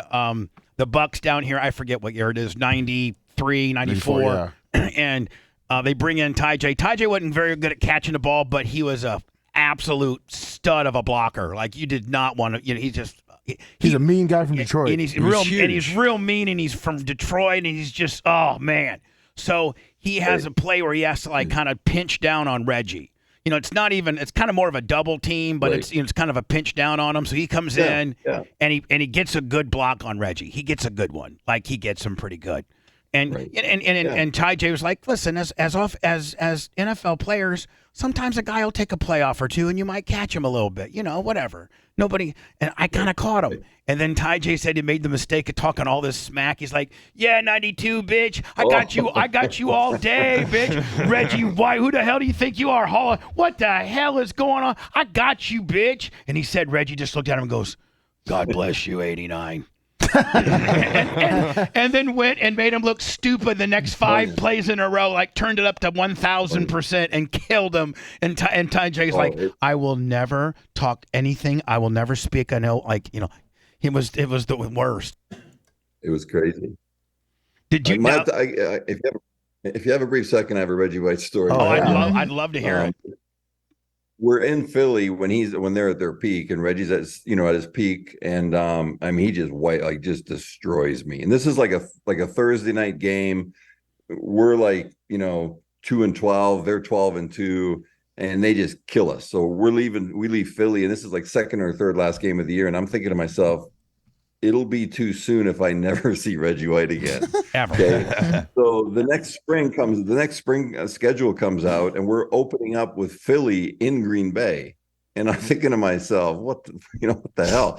So, I prep and now we're playing on grass instead of turf. And right. So I do play better against them that time. And, my strength was my strength, right? My physical strength. So I had an easy cutoff block because the ball was going the other way on this one play we were running in the beginning of the game. And I just ripped into his shoulder and his armpit and kind of, got the block. And except our tailback, obviously the left side got stuffed and our tailback made a cutback. So Reggie kind of fell off behind me and made the tackle for like a 1-yard loss. And meanwhile, you blocked correctly. It's I actually, I executed my assignment. Right. So I'm getting up and I'm like going, I'm not going to say the phrase, but I'm kind of like GD, yelling and all this. And he grabs me. Reggie White grabs me by the shoulder pads. And I felt like he picked me up, but this is after the play. He grabbed me and he goes, son, God had nothing to do with it. And I was like, yeah, you used your Lord's name in vain, and he was full hot on it, was he not? Dude, I'm telling you what, I was like, yes, sir, Mr. White. I went back to the huddle. My guys were making fun of me. I was like, you have no idea how strong this guy is. And they're like, yeah, no, we do. But see, he didn't talk shit. He was just like that. He was such a great guy. Somebody I admired a lot, even though, I mean, I got to play against him when he played for Green Bay and I played for Indy. Right. Now he was on the latter part of his career, and in my opinion, he was still in the top 10 defensive ends in the league. What was it that getting you off balance hump throw, or was it? I mean, because you really can't. It was everything. Yeah, it was everything. Was it just his speed off the ball in conjunction with his strength? Like almost using his speed as the pivoting point of strength, almost like. Yeah, and he would know. He would I don't think he literally watched your feet, but he could see when you would start leaning. Like because his cut around the corner was so good, but as soon as you started playing that to kind of benefit yourself, then he'd club you and he'd send you flying. So he might go like one way. To get 3, 4, 5 plays, you start acclimating to that, and then he uses that weight inertia against you with the club. He was, and his game awareness and his just everything about the guy. It's like, if I could ever say, hey, model yourself after this guy, that's the guy. That human being is one of the people I would say. See, I thought you were going to pick your fellow Colt playmaker Tony Saragusa. You did play with old Saragusa, didn't you? I think your last year at the Colts. Yeah. Is he cool? Yeah. He sounds like a fun guy. Is he as fun as us fans think he is? Oh man, I tell you what, he was a happy-go-lucky guy. Always jacking around.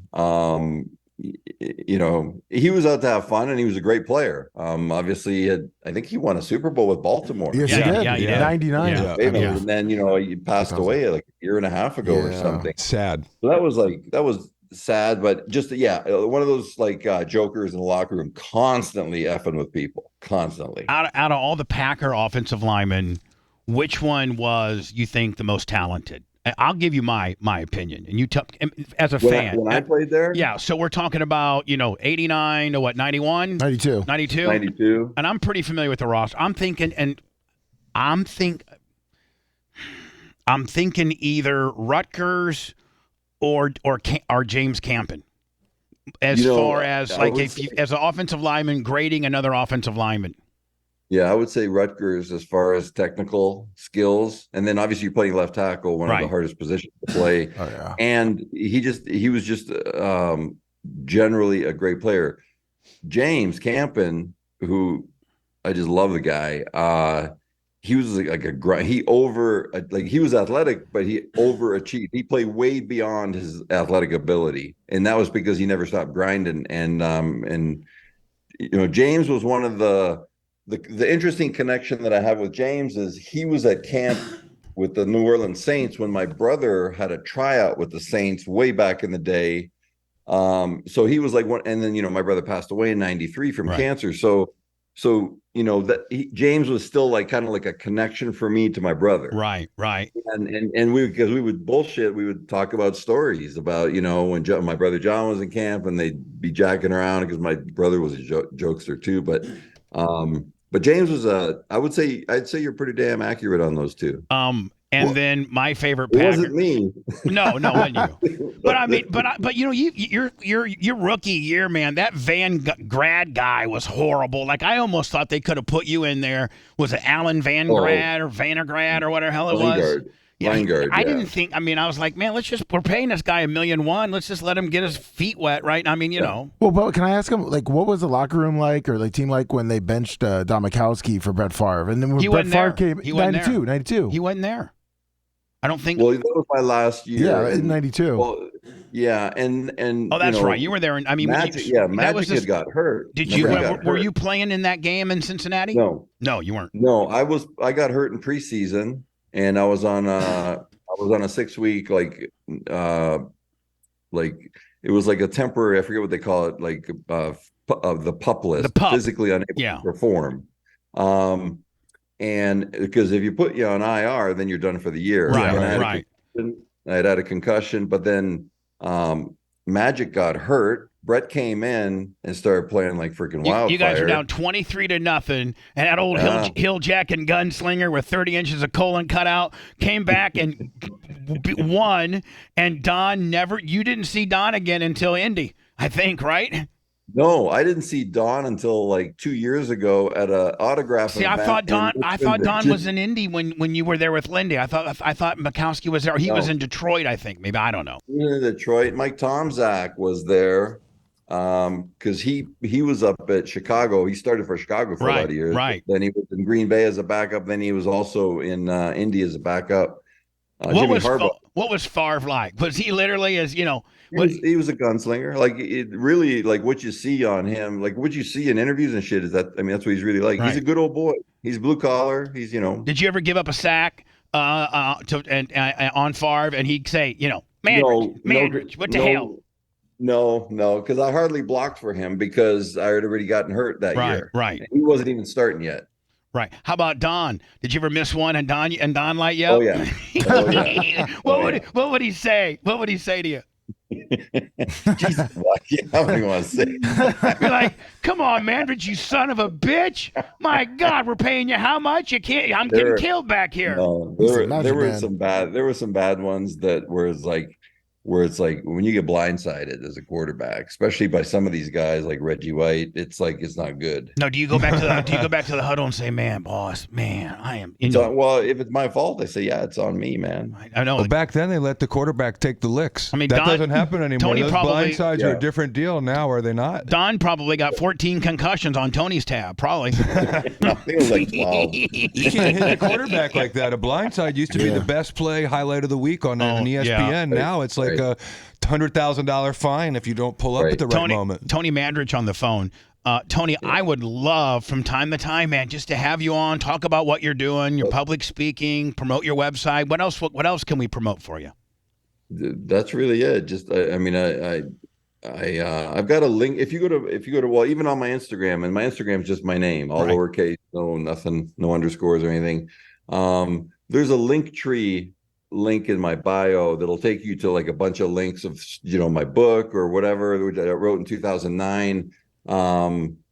But there's just, that's what's going on as far as the Linktree will be the most updated, and the photography and the public speaking. Are you doing good? Are you doing good, bud? I mean, you paying the bills, making some money, able to fly first class? No, not flying first class. Me either. I used to have my own plane. Now I'm riding Southwest, bitch. No, spade to spade. No, I'm not flying first class. Me either, Tony. Me either. I'd love to have you on because I want to talk about Sterling Sharp one of these days. I think arguably one of the most underrated players, and I know he got hurt early on, but I still think he's Hall of Fame worthy. That guy was a stud. He probably could have kicked your ass as a man together. I don't know about that.